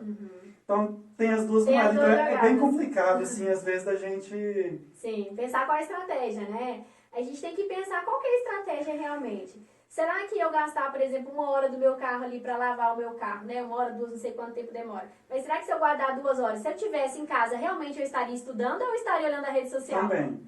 Será que o que eu vou estar estudando vai realmente elevar tanto assim o meu QI ou o meu QE que vai me ajudar a ganhar isso no futuro? Tudo tem que fazer uma análise mesmo, né? Assim, a questão do mão de vaca, na verdade, nós não podemos ser mão de vaca, ter medo de gastar. A gente tem que ser estratégico nos nossos gastos, né? Porque tem coisa que realmente dá pra gente pagar pro outro fazer, vai ficar um serviço melhor, não vai nos ocupar. E tem coisa que dá pra gente fazer também, a gente quer pagar o outro pra fazer. Pagar o né? outro pra fazer. Sim. E aí que o dinheiro também sai por aí. É. Eu, por exemplo, teve uma vez que, assim, eu não utilizei bem o 5WSH, o que a gente fez? A gente viu na internet uma panificadora, aquelas panificadoras pequenininhas, e a pessoa, nossa, isso vai ser ótimo, vai economizar padaria, vai economizar tempo, a gente bota à noite, amanhã você tem um pão quentinho, não sei o quê. Sabe quantas vezes a gente usou ela? 0. Aí é os 30% que eu falei que a gente compra e não usa. E era algo inteligente. Ia poupar a padaria, poupar tempo, ia poupar tanta coisa. Pra falar a verdade, a gente tentou uma vez, não ficou legal e nunca mais tentou. A minha sorte, nesse caso, que eu consegui vender ela quase um ano depois pelo mesmo preço que eu comprei. Por uma pessoa que já usava, já falou que já tinha usado e tal. Aí a hora que viu, foi lá e comprou na hora. Só que, e é claro, eu vendi pelo preço que comprei, na internet já estava mais caro. De certa forma eu não perdi nada, se olhar por essa forma. Mas se olhar como analista mesmo, eu perdi tempo. Foi um dinheiro parado, ficou parado, ocupou espaço e, assim, de certa forma foi um passivo na minha vida, certo? Não trouxe dinheiro para mim. Aí entra a parte do que é pensar na estratégia mesmo, Patrick. Até nem você poder ter pensado, será que a gente vai querer usar isso? Será que a gente vai ter, né, não vai ter preguiça de fazer? Será que não é mais rápido pegar um pãozinho na padaria, né? Então, assim, é a questão mesmo da análise. Hoje eu vejo que nós somos tão imediatistas que as pessoas têm preguiça de parar para pensar. Quem pensa enriquece. E é isso mesmo. Dentro do processo de coaching, a pessoa fica 2 horas comigo, 2 horas e meia, pensando junto comigo e pensando em estratégias. Então, assim, às vezes em casa, se fosse a pessoa parar e pensar e analisar, ela não faria sozinha. Mas a gente precisa mudar esse hábito, criar um padrão de mente de prosperidade, de começar a observar o que está se fazendo. Ai, por que eu quero isso? Por que eu estou comprando isso? Qual que é a estratégia? O que eu vou ganhar com isso? É claro que não é, não vou fazer mais nada, não vou pagar mais para ninguém fazer nada. Não, cada um tem seu dom, tem coisas que a gente não vai conseguir fazer tão bem feito. Mas tem coisas que realmente dá pra gente fazer. Às vezes um almoço, eu pago o almoço todos os dias. Será que não dava pra você fazer em casa? Mas será que você teria tempo pra fazer? Será quanto que economizar? Então tudo isso tem que ser analisado mesmo, igual você falou. No seu caso, realmente foi um passivo, né? Foi. Não te trouxe nenhuma... A sorte foi menos prejuízo, né? Você conseguiu vender pelo mesmo valor. Sim. Então, Jéssica, tá muito legal esse bate-papo nosso. Estou me divertindo muito, aprendendo muito também. Que bom. Espero que os alunos aí estejam tendo bastante aproveito. E vou entrar no assunto que acho que está no cotidiano de muita gente, a dúvida de muita gente também. O vilão, como alguns dizem, do cartão de crédito. E aí? Então, muita gente acredita que o cartão de crédito seja um vilão, e não é verdade, né? Eu utilizo muito o cartão de crédito como uma ferramenta. Inclusive, dentro dos processos, eu auxilio que os meus clientes usem tudo no cartão de crédito. Por quê? Qual que é essa ferramenta? É uma ferramenta que você vai conseguir ter um relatório de todos os seus gastos. Então, quando a pessoa não usa o cartão, ou usa o cartão e usa o dinheiro, às vezes a pessoa não consegue anotar tudo que ela gasta. Então, assim, ela vai gastando durante o dia, por exemplo, o dinheiro, o valor em dinheiro, e passa o cartão. Quando chega no final do mês, quando a gente vai fazer o levantamento dos gastos, a pessoa se lembra o que está no cartão porque está no relatório. Mas o que ela gastou no decorrer do dia, ela não se recorda. Um lanche que ela comprou, um presente que ela deu para alguém, acaba se esquecendo. Então, assim, eu uso o cartão como uma ferramenta realmente para que você tenha um relatório ali no mês de todos os gastos que você teve, tá? Quando que o cartão é o vilão, Patrick? O cartão ele é o vilão quando a pessoa entende que o cartão nunca vai ser pago. E aí, que o limite do cartão, eu vou usar até o limite que dá o cartão. Então, eu tenho que ter o cartão apenas como meio de pagamento, como se fosse o dinheiro mesmo. Né? Então, assim, as pessoas hoje, elas se endividam com o cartão, porque elas vão lá e fazem uma compra, e aí faz uma compra parcelada em 10 vezes, daqui a pouco faz outra, daqui a pouco faz outra. E aí quando vê aquele montante, chegou no mês, quando ela olha para a fatura, ela não consegue pagar o montante que deu. Sim. Então aí se torna um bolo de neve, porque ela começa a usar o rotativo do cartão. O rotativo, que é o crédito rotativo do cartão, é um dos juros mais caros que existe no mercado.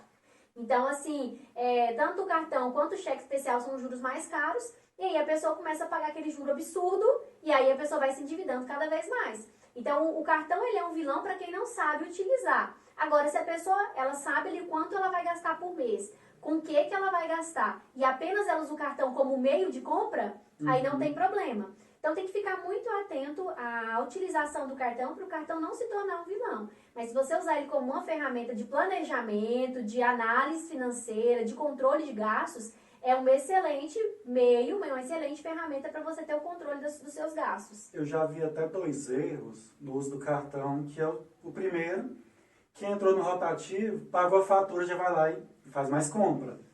Aí depois já gera mais bola de neve ainda. E o outro é a pessoa somar na sua renda. Meu salário é 2.000, meu cartão é 2.000, então minha renda é 4.000.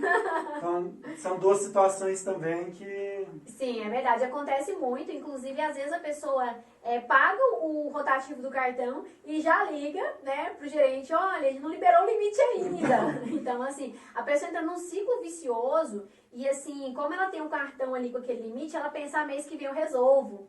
Na fatura que vem eu penso. E aí começa só a adiar aquele problema. Então, assim, realmente o cartão é algo assim que quando a pessoa está endividada é a primeira coisa que a gente tenta resolver por causa dos juros que são muito altos. Então, assim, se a pessoa entrar nesse bolo de neve e não saber utilizar, ela vai passar a vida inteira tendo problemas com Serasa, com SPC, de não conseguir regularizar o nome por conta disso. Então, assim, a forma que se utiliza que tem que cuidar mesmo. Não fazer compras muito parceladas, para você perder o controle. Não achar que, igual você falou, que é uma renda a mais, não é uma renda a mais. Então, ter esse hábito de olhar a fatura, porque às vezes você vai gastando ali e se perde também. Tem que estar dentro do orçamento. Tem que estar dentro do orçado. Então, assim, vou comprar vou fazer uma compra de um móvel para dentro da minha casa, tem que estar dentro do orçado do meu mês. Agora, se eu vou usar o cartão, essa é uma forma que eu estou utilizando, é um meio de pagamento que eu estou usando, né? Então, tem essa consciência. Então, dentro disso, a gente já entra na segunda pergunta que os alunos fizeram, que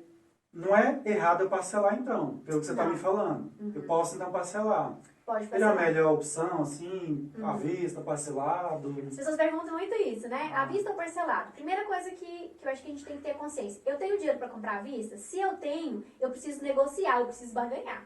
As pessoas têm medo tanto de vender, como têm medo de negociar.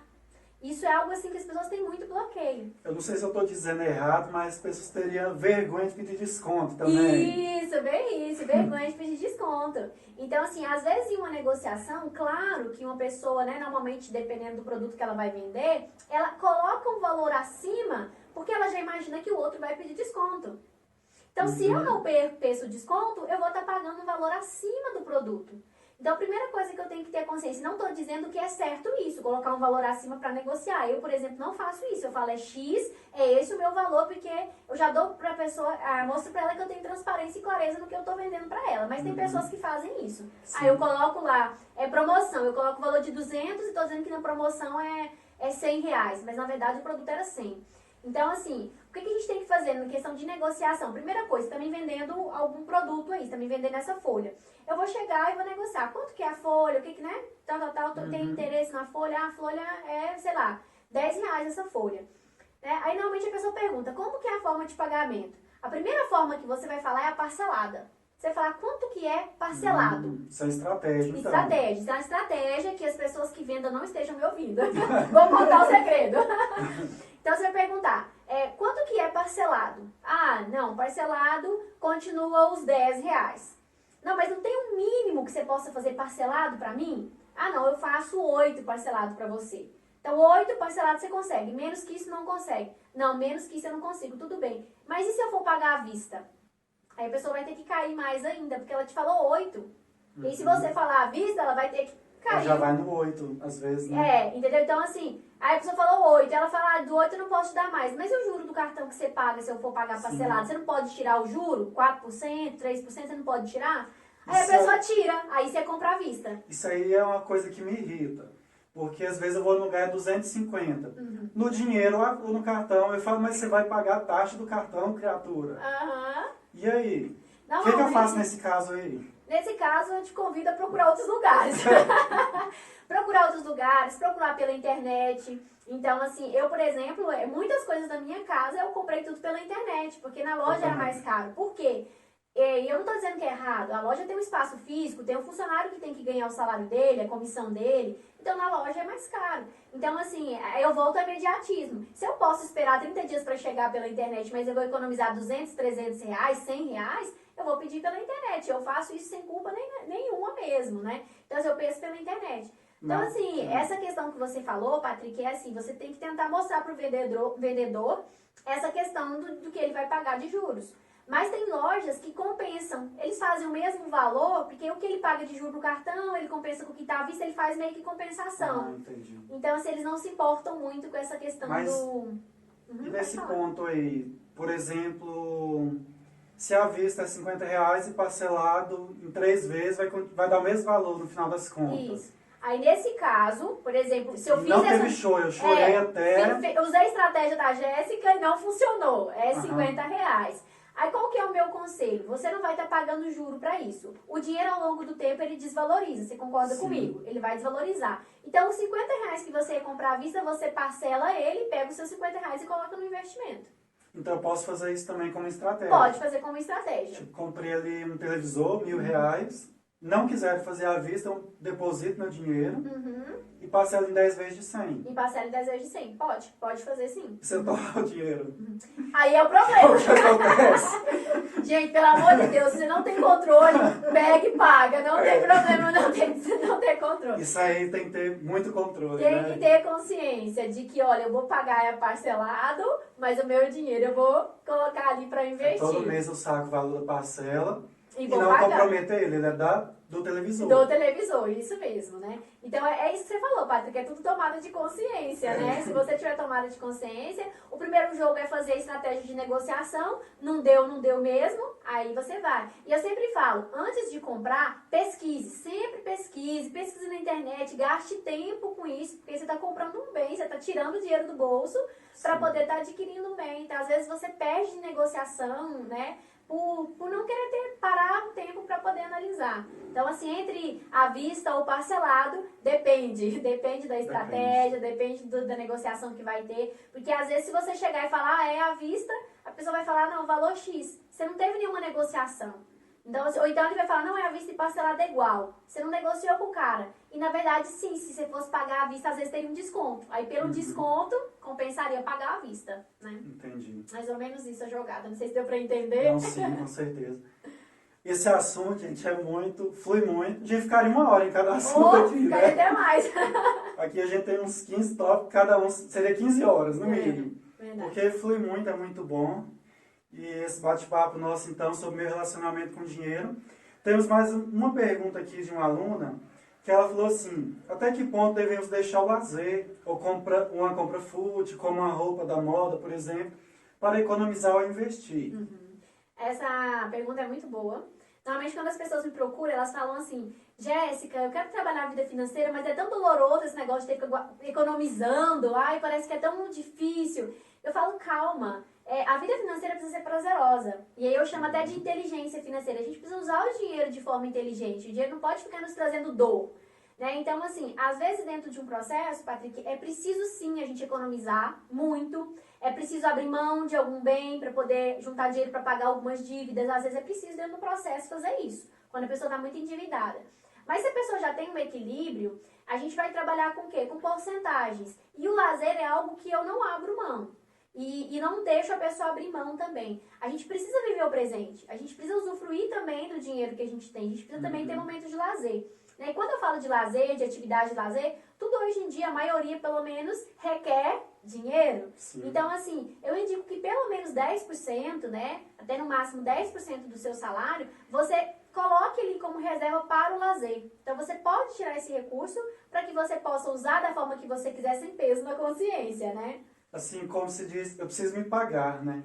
Porque a gente às vezes só trabalha para pagar contas que não traz essa satisfação, né? Isso mesmo. Precisa gerar um prazer. Isso desgasta, né? Desgasta. Às vezes, até no convívio familiar, qual que é a dica que eu dou? Porque quando a pessoa vai fazer ali uma reeducação financeira, a família tem que participar. E é preciso sentar todo mundo numa sala e fazer um acordo.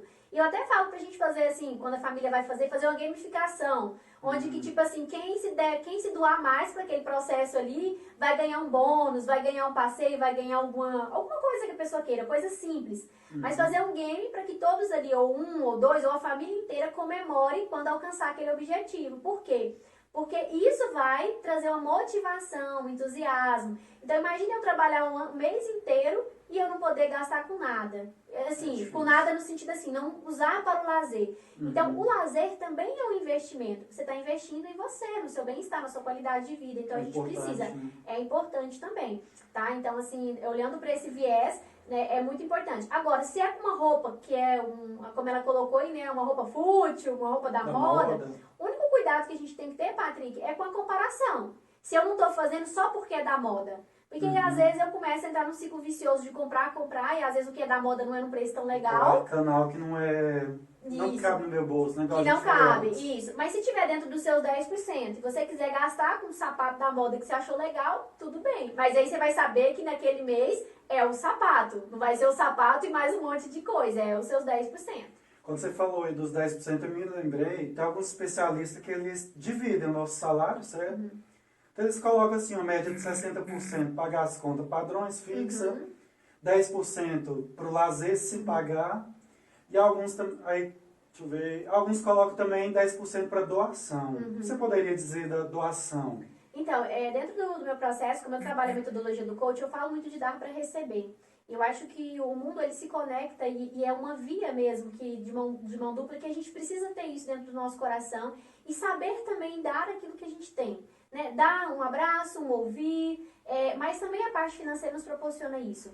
Então, assim, quando a gente ganha o nosso salário, eu não preciso doar por obrigação, porque já vai me tomar, porque isso vai acontecer, porque aquilo não pode ser algo negativo. Eu tenho que fazer por prazer.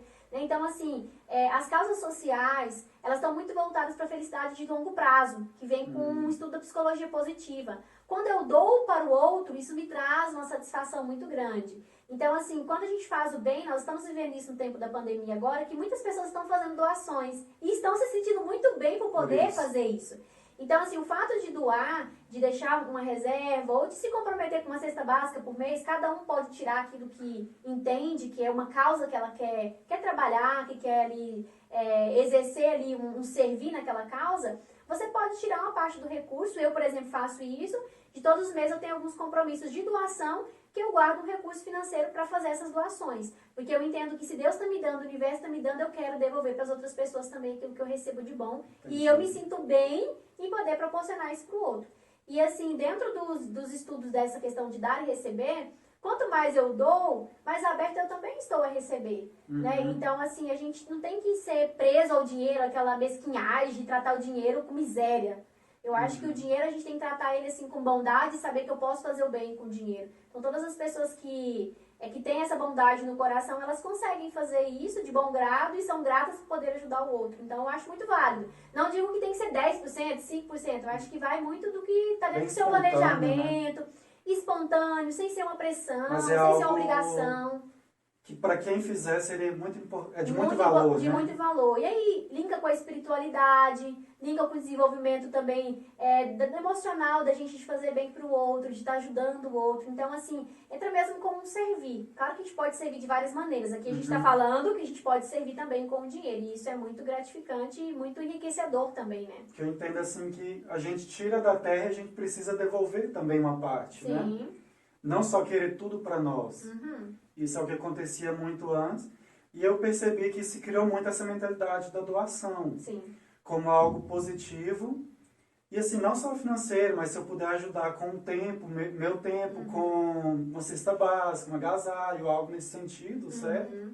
Sim. Uma instituição financeira não, uma instituição de caridade. Uma igreja, algo assim que você acredita, algo que faz bem.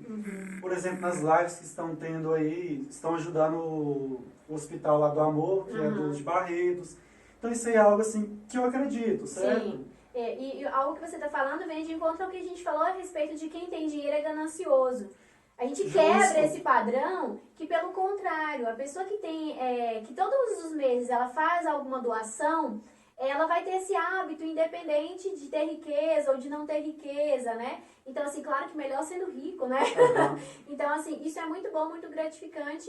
E a gente está dizendo para Deus, o universo, que a gente também está servindo com aquilo que a gente tem. E ela não vai dizer que o dinheiro é ruim. Ela vai dizer que com o dinheiro eu estou ajudando. Como seja o dinheiro muito é bom. ou pouco. Isso. E até uma pessoa que tem menos, que você está ajudando ela ali, ela vai te ver também. Caramba, que bom que Deus dê mais para ele, para que ele continue ajudando outras pessoas. Então, são energias positivas que estão se cruzando ali. Então, isso é muito positivo mesmo para o nosso desenvolvimento financeiro também. Porque tem gente que pensa assim, eu mal estou pagando minhas contas, como que eu vou doar? Dar para os outros se eu não estou tendo para mim. Então, isso, de certa forma, é mais um bloqueio, algo negativo. Sim. Uma experiência que eu mesmo vivi foi a da doação, que eu também faço. Então, antigamente eu doava quando sobrava. Então, quase nunca sobrava, porque sempre tinha um imprevisto. Então, eu comecei a colocar prioridade para doar, prioridade para investir, e nunca me faltou dinheiro. Então, assim, é claro, eu tenho minha espiritualidade, ali dentro da minha espiritualidade eles falam isso. Se te faltar dinheiro, eu te devolvo em dobro. Nunca receber dinheiro em dobro porque nunca faltou. Sim. Então, é algo que vale a pena ser vivido, Sim, né? É uma experiência que a gente faz, é uma troca com o outro. A gente está conectado com o mundo, de que se eu tenho bem, eu dou bem. E se eu tenho condição financeira de ajudar, eu vou ajudar. Eu falo que quantas pessoas hoje têm a oportunidade de terem uma vida melhor porque tem outras pessoas que vão ali, que financiam, que ajudam, que de alguma forma tratam, né? Então, o amor a gente retribui também de forma financeira. Por exemplo, eu falo que uma pessoa que está passando fome, Patrick, você pode até chegar com uma palavra para ela. Palavra de amigo, uma palavra bíblica, mas ela está com fome. Então, ela precisa de comer. O alimento necessário para ela naquele momento, o primordial para a sobrevivência, é a alimentação do corpo físico, porque senão não consegue nem prestar atenção no que você está falando. Então, às vezes a gente pensa, é só dar um abraço, é só falar uma palavra amiga. Não, às vezes a pessoa precisa de algo mesmo palpável, físico, material, um alimento, né? Então, assim, eu acho que o que a gente ganha nunca é tão pouco a ponto de não poder repartir e doar com o outro. Então, sempre vai sobrar um pouquinho pra gente poder, sobrar no sentido assim, sempre vai ter o suficiente pra mim e pra eu poder colaborar um pouco com o outro. E às vezes o que é pouco pra mim é muito pra quem tá precisando. Mas eu tenho uma calça ali guardada que eu não uso mais, que tem uma pessoa ali que precisa daquela calça. Então, assim, essa parte da doação é algo que eu gosto muito, que está muito linkado também à metodologia que eu uso, que é da lei de dar e receber, e a ver com a prosperidade tanto espiritual como a prosperidade financeira também. Bem bacana.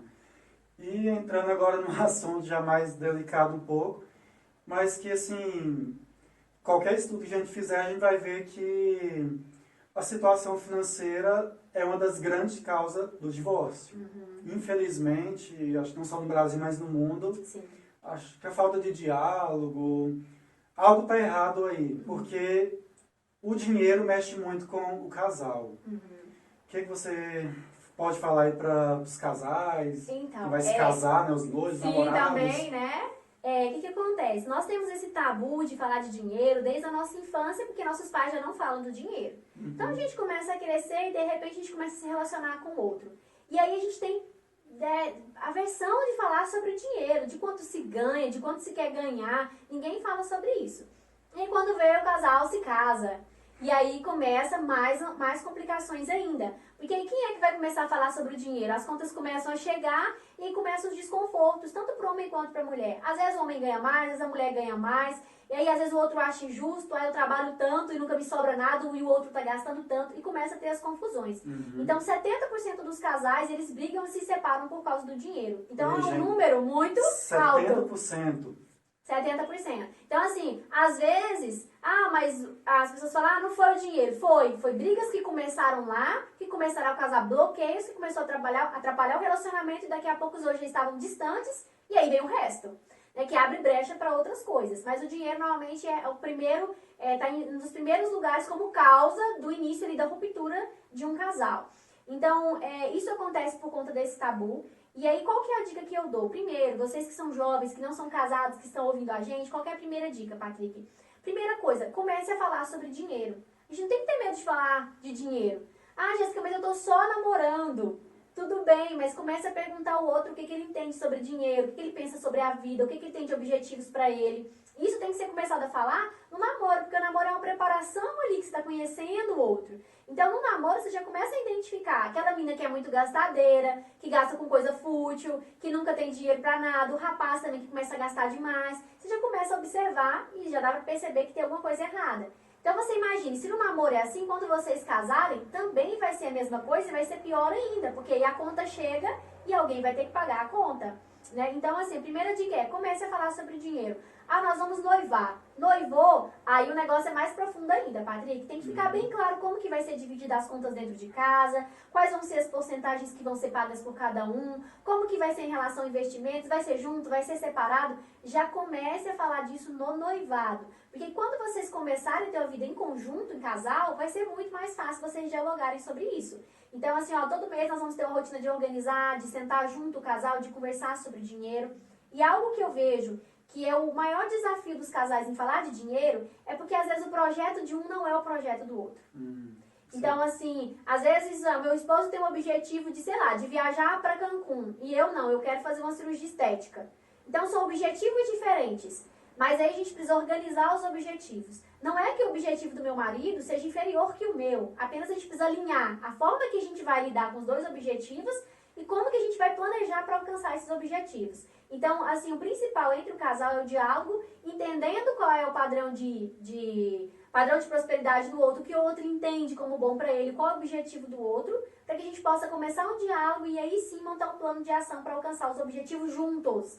Aí o sonho do meu marido não é o sonho dele mais, é um sonho meu também, e o meu sonho já é o do meu marido. Então, eu quero pôr silicone, não é um sonho só da Jéssica, é um sonho do meu marido. Tá hipotético, não quero pôr, mas se fosse. Meu marido quer viajar para Cancún, já não é o sonho do meu marido mais, já é o nosso sonho. Aí a gente vai começar a falar em casal e ter uma vida financeira com foco no casal. Quando você falou de porcentagem de se pagar, isso é o quê? Seria como? Então, hoje, o que acontece muito dentro dos casais? As pessoas me perguntam, Jéssica, A vida financeira do homem e da mulher tem que estar tudo junto? Tem que ser uma conta só, tem que cair o dinheiro na conta, a gente tem que fazer tudo junto ali, as duas contas?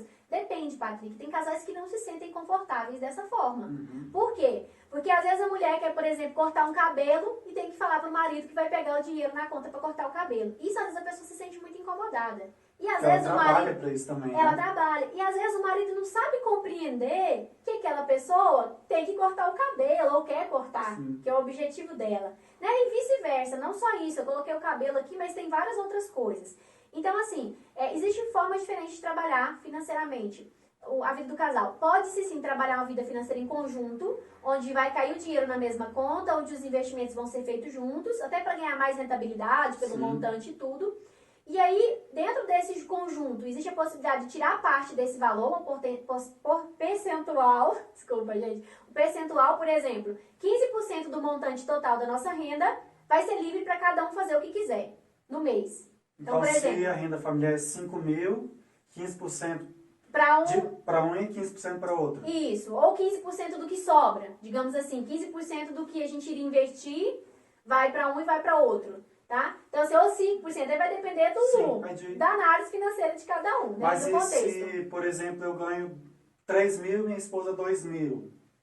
Aí ela teria 15% de toda a renda, ou a gente faria proporcional à renda de cada um? Aí seria da renda total. Da Juntei renda total. 3 mil com 2 mil, vai ser 5 mil. Então, por exemplo, digamos que seja 5% para o individual, para que vocês façam o que vocês quiserem. Então, é 5% de 5 mil para um, 5% de 5 mil para outro. A mulher vai fazer o que ela quiser, se ela quiser gastar o dinheiro chupando picolé, ela vai, e o homem o que ele quiser fazer. Então, nenhum tem que dar explicação para o outro. Cada um vai fazer aquilo que achar melhor, sem ficar questionando, sem ficar cobrando, nem nada. Né? Pode... Então, gente, tá aqui uma super dica. Presta atenção, se vocês não fazem isso, comece a fazer. Você quer tomar aquele açaí, tomar seu suplemento, alguma coisa, você quer rasgar o seu dinheiro sem encheção de saco da esposa, do marido, divida. É isso mesmo. Esse aí é o dinheiro pro é meu. É Se meu, vira. isso mesmo. Bem isso, Patrick. E isso é uma coisa que quando eu proponho para os casais, eles ficam muito felizes, graças a Deus. Eu vou ter um dinheiro para rasgar. Eu sou casado e eu falo, às vezes eu quero gastar e minha esposa me segura, da mesma forma que eu seguro ela. Isso mesmo. Isso é uma liberdade. Liberdade para o casal, né? Então, assim, e tem outra forma também. Qual que é a outra forma? A outra forma para casais bem conservadores que não querem juntar os salários, né? Por exemplo, assim, juntei o gasto da família, tá? O gasto tanto da mulher quanto do homem, o gasto da casa.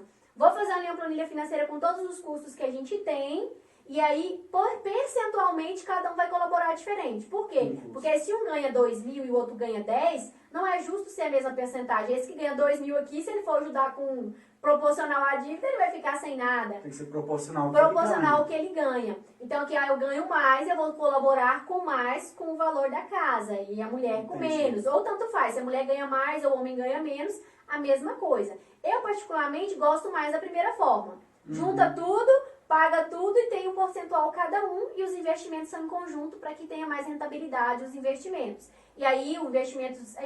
Aí se decide junto com o investimento, aí vê quanto que está rendendo junto, então é mais divertido essa parte do investimento. Tem uma questão que você falou, quando a gente alinha o nosso sonho, fica melhor, certo? Isso. Eu quero comprar uma moto e a minha esposa abraça a causa. Isso.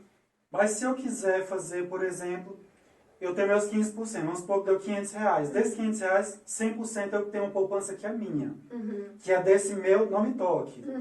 E eu quero comprar essa moto ali. Seria interessante ou é melhor eu juntar com a esposa no sonho conjunto? Tem sonhos que, às vezes, assim, é algo fútil. Eu tenho um carro já e quero uma moto pra diversão. E a minha esposa não comungou da ideia, digamos assim. E aí eu quero usar a minha reserva pra comprar aquilo ali. Então, vou comprar isso mesmo, vou usar com o meu valor de minha reserva, o percentual ali que eu tenho. Meu percentual de liberdade financeira, digamos assim, né? Mas algo assim que eu acho muito bacana e que eu trabalho com meu esposo é assim, nós temos uma meta de investimento para que a gente construa nossa liberdade financeira. Talvez você já tenha ouvido falar em liberdade financeira, quem está nos ouvindo também. Então, liberdade financeira é você ter um valor de recurso que te dê um retorno que você não precise ficar se preocupando tanto que eu tenho conta para pagar. Aquele recurso ali vai pagar as minhas contas e eu vou ter liberdade de tempo, de espaço, de local, de locomoção para fazer o que eu quiser. Então a gente tem uma meta financeira de chegar até um X valor, para que com os rendimentos daquele valor a gente tenha liberdade para viajar por alguns países e ficar algum tempo nos países que a gente quiser. Então, assim, isso é algo que a gente está trabalhando em conjunto e que para nós tem sido muito interessante. Por quê? Porque isso dá mais foco ainda, mais vontade ainda de guardar para a gente alcançar esse objetivo. É um objetivo em casal que a gente decidiu juntos e que a gente tem o foco de ter esse investimento para isso. Então, assim, qual que é o que é liberdade financeira para você? O que você quer alcançar? A gente precisa ter esse tipo de propósito. Porque às vezes a pessoa trabalha numa empresa e ela não tem um recurso financeiro que vai segurar ela aqui se ela quiser viver uma nova experiência. Sabe? Aí você fica preso ali, porque se eu sair, eu vou morrer porque eu não vou conseguir pagar as contas. E se você tem um valor ali que está investido e que te dá um retorno financeiro, você tem liberdade financeira de, eu não estou nesse trabalho, não quero mais, eu quero investir, tchau, foi muito bom estar aqui, agora eu vou investir em tal coisa. Eu moro nessa cidade, mas eu queria morar numa cidade em tal lugar assim, eu tenho liberdade de dizer tchau, eu estou indo para outra cidade, vou ficar ali um tempo até conseguir um outro emprego, ou vou empreender. Então, a liberdade financeira, ela está muito ligada a isso, a sua liberdade de fazer as coisas que você quer, da forma que você acha melhor. Então, assim, a minha dica para o casal é, sentem, pensem juntos em estratégias para que vocês tenham uma vida melhor, uma vida mais leve, mais tranquila, com mais qualidade de vida também, né? Algo assim que eu vejo que é muito recomendado também é aquela nossa preocupação com a aposentadoria. Então, muita gente não gosta de falar disso. E hoje a gente é prova disso que não adianta esperar pelo governo, pelo INSS ali, para você receber um salário mínimo no final. Por mais que você vai receber a base ali, às vezes não vai te comportar a vida que você vive. Então, no caso, a aposentadoria, como se falaria? Privada seria uma solução, a complementar. Isso. A aposentadoria complementar. Então eu vejo até como objetivo do casal, que seria interessante. Por exemplo, se você começar hoje com um plano de R$100, depois vai mudando para 200, 500, 1.000, até chegar na faixa, vamos supor, de R$1 milhão na conta. Com esse 1 milhão, você vai sacar, vamos supor, 10 mil por mês. Então você vai continuar mantendo aquele padrão de vida. Isso. Então eu vejo muito falar disso aí. Só que nós não temos essa mentalidade ainda, certo? Nem o casal, nem o indivíduo. Isso acontece porque a gente está muito acostumado com a previdência do governo, né? Sim. Que é obrigatória, digamos assim. Mas em outros países não existe uma previdência pública, existe a previdência apenas privada que a pessoa faz. Então, assim, acaba que a gente, no Brasil, a gente tem essa mentalidade porque a gente já se acostumou a pagar aquela previdência ali que é obrigatória e a gente acredita que se um dia acontecer alguma coisa, vai ter a previdência ali para nossa aposentadoria, né? Sim. Só que, assim, a gente está vendo o que está acontecendo no país, as reformas da previdência, que é algo realmente que teria que ter sido feito e não tem outra forma, é que a gente precisa se preocupar com o nosso eu de amanhã. Onde eu quero estar daqui 40 anos, 50 anos? E aí, até eu convido, quanto antes você puder começar a fazer sua aposentadoria, melhor. Um jovem hoje, por exemplo, de 20 anos, se ele guardar aí mais ou menos a média de R$200 por mês, quando ele tiver com 60, 62 anos, ele já vai ter meio milhão acumulado. E isso num tesouro direto, né? Sim, não, com rendimento mais seguro. Isso mesmo, com rendimento mais seguro. Eu não estou falando de investimentos arrojados. Então, assim, a possibilidade de você começar com pouco, mas com juros compostos a longo prazo, isso vai te dar uma rentabilidade muito boa. Então, assim, a dica é, comece cedo e pense onde você quer estar daqui a alguns anos. Construa isso. Viva o presente, mas pense também no futuro. Porque isso acaba é muito importante. Sim, acaba. Hoje, para você ter uma ideia, apenas 1% da população aposentada vive com a sua renda. O restante depende de parentes ou de aposentadoria do governo. Isso que é o mais triste, né? Sim. Você trabalhou a vida inteira e vamos dizer que morre assim com menos dignidade. Sim. Porque você já não tem mais aquela vida que você tinha, o padrão que tinha, não tem a saúde e nem a financeira. E você, hoje, por exemplo, eu trabalho em 2 empregos. Quando eu tiver que 60 anos, eu vou trabalhar em 2? Não vou dar conta. Às vezes fala assim, não, mas eu vou trabalhar até morrer. Será que você vai ter condição física para trabalhar até morrer? E quando você vai viajar, fazer aquela... Isso, aproveitar também, né? Sim. Então, assim, viva o presente, mas pense também no futuro. Construa hoje. Se hoje eu tenho saúde e disposição, eu posso guardar uma parte do meu recurso pensando na minha aposentadoria, né? Pensando na Jéssica de amanhã. Eu tenho certeza que quando a gente chegar lá, a gente vai olhar para trás e agradecer aquilo que a gente fez no passado. Então, esse ponto da aposentadoria, de pensar no nosso futuro, isso é algo crucial que a gente precisa começar o quanto antes. O quanto antes, isso mesmo. E, infelizmente, nós estamos chegando ao final, mas tem a última pergunta de uma aluna. que ela diz o seguinte: uma pessoa leiga, que não entende muito do assunto, consegue administrar a sua vida financeira? Então, Patrick, assim, eu auxilio sim a pessoa a fazer um curso, a pessoa buscar conhecimento na área financeira, porque é simples, mas tem algumas jogadas de conhecimento que é preciso a gente saber. É o que a gente fala, ninguém nasce sabendo. E como o conhecimento da área financeira não é passada tão assim na infância, nem na juventude, nem na escola, agora que começou a ter educação financeira dentro das escolas, acaba que a gente não sabe mesmo administrar, a gente sabe gastar, administrar, fazer o dinheiro render é outra coisa. Então, assim, eu aconselho sim a pessoa buscar a ajuda de um profissional, de um curso. Porém, uma pessoa leiga, por exemplo, ela pode administrar o seu dinheiro? Ela pode administrar, né? Desde que ela saiba anotar, que ela pense antes de comprar, faça processos reflexivos. A única coisa que ela tem que fazer é fazer conta. 1 mais 1 é 2, né? Porque se não tiver... Anotar, né? Então... Isso. Anotar ali... E anotar e revisar, né? Isso, anotar porque e revisar. Eu anotava muito, até aprender a parte do revisar, Isso. até se entrar na cabeça. Anotar, revisar, ter uma visão de longo prazo, cuidar com o imediatismo, né? Saber esperar. Né? Às vezes a gente quer antecipar um sonho, mas a gente acaba pagando um preço muito alto por ele. Então você antecipa o sonho e você fica 10, 15 anos pagando por aquele sonho que você antecipou. Então esses 10 anos são 10 anos de frustração, porque você já realizou, você já conquistou ali antes, e ali você fica pagando o preço por aquilo ali e acaba se frustrando.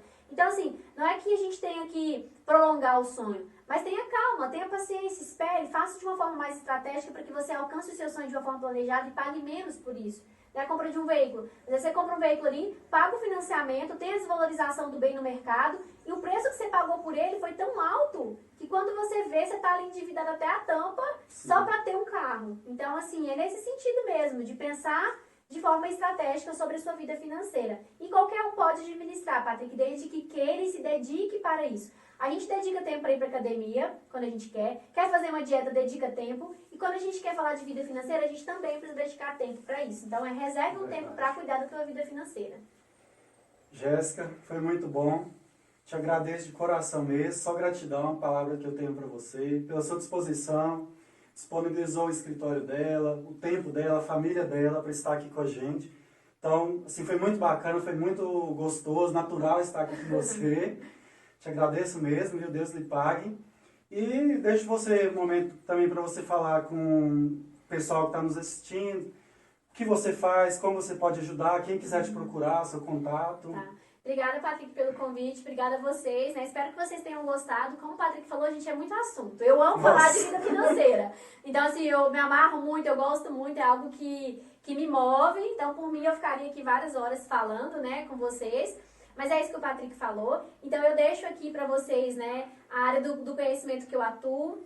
Trabalho com atendimentos individuais, ajudando as pessoas a alcançarem aí seus objetivos de forma planejada através da inteligência financeira e da inteligência emocional.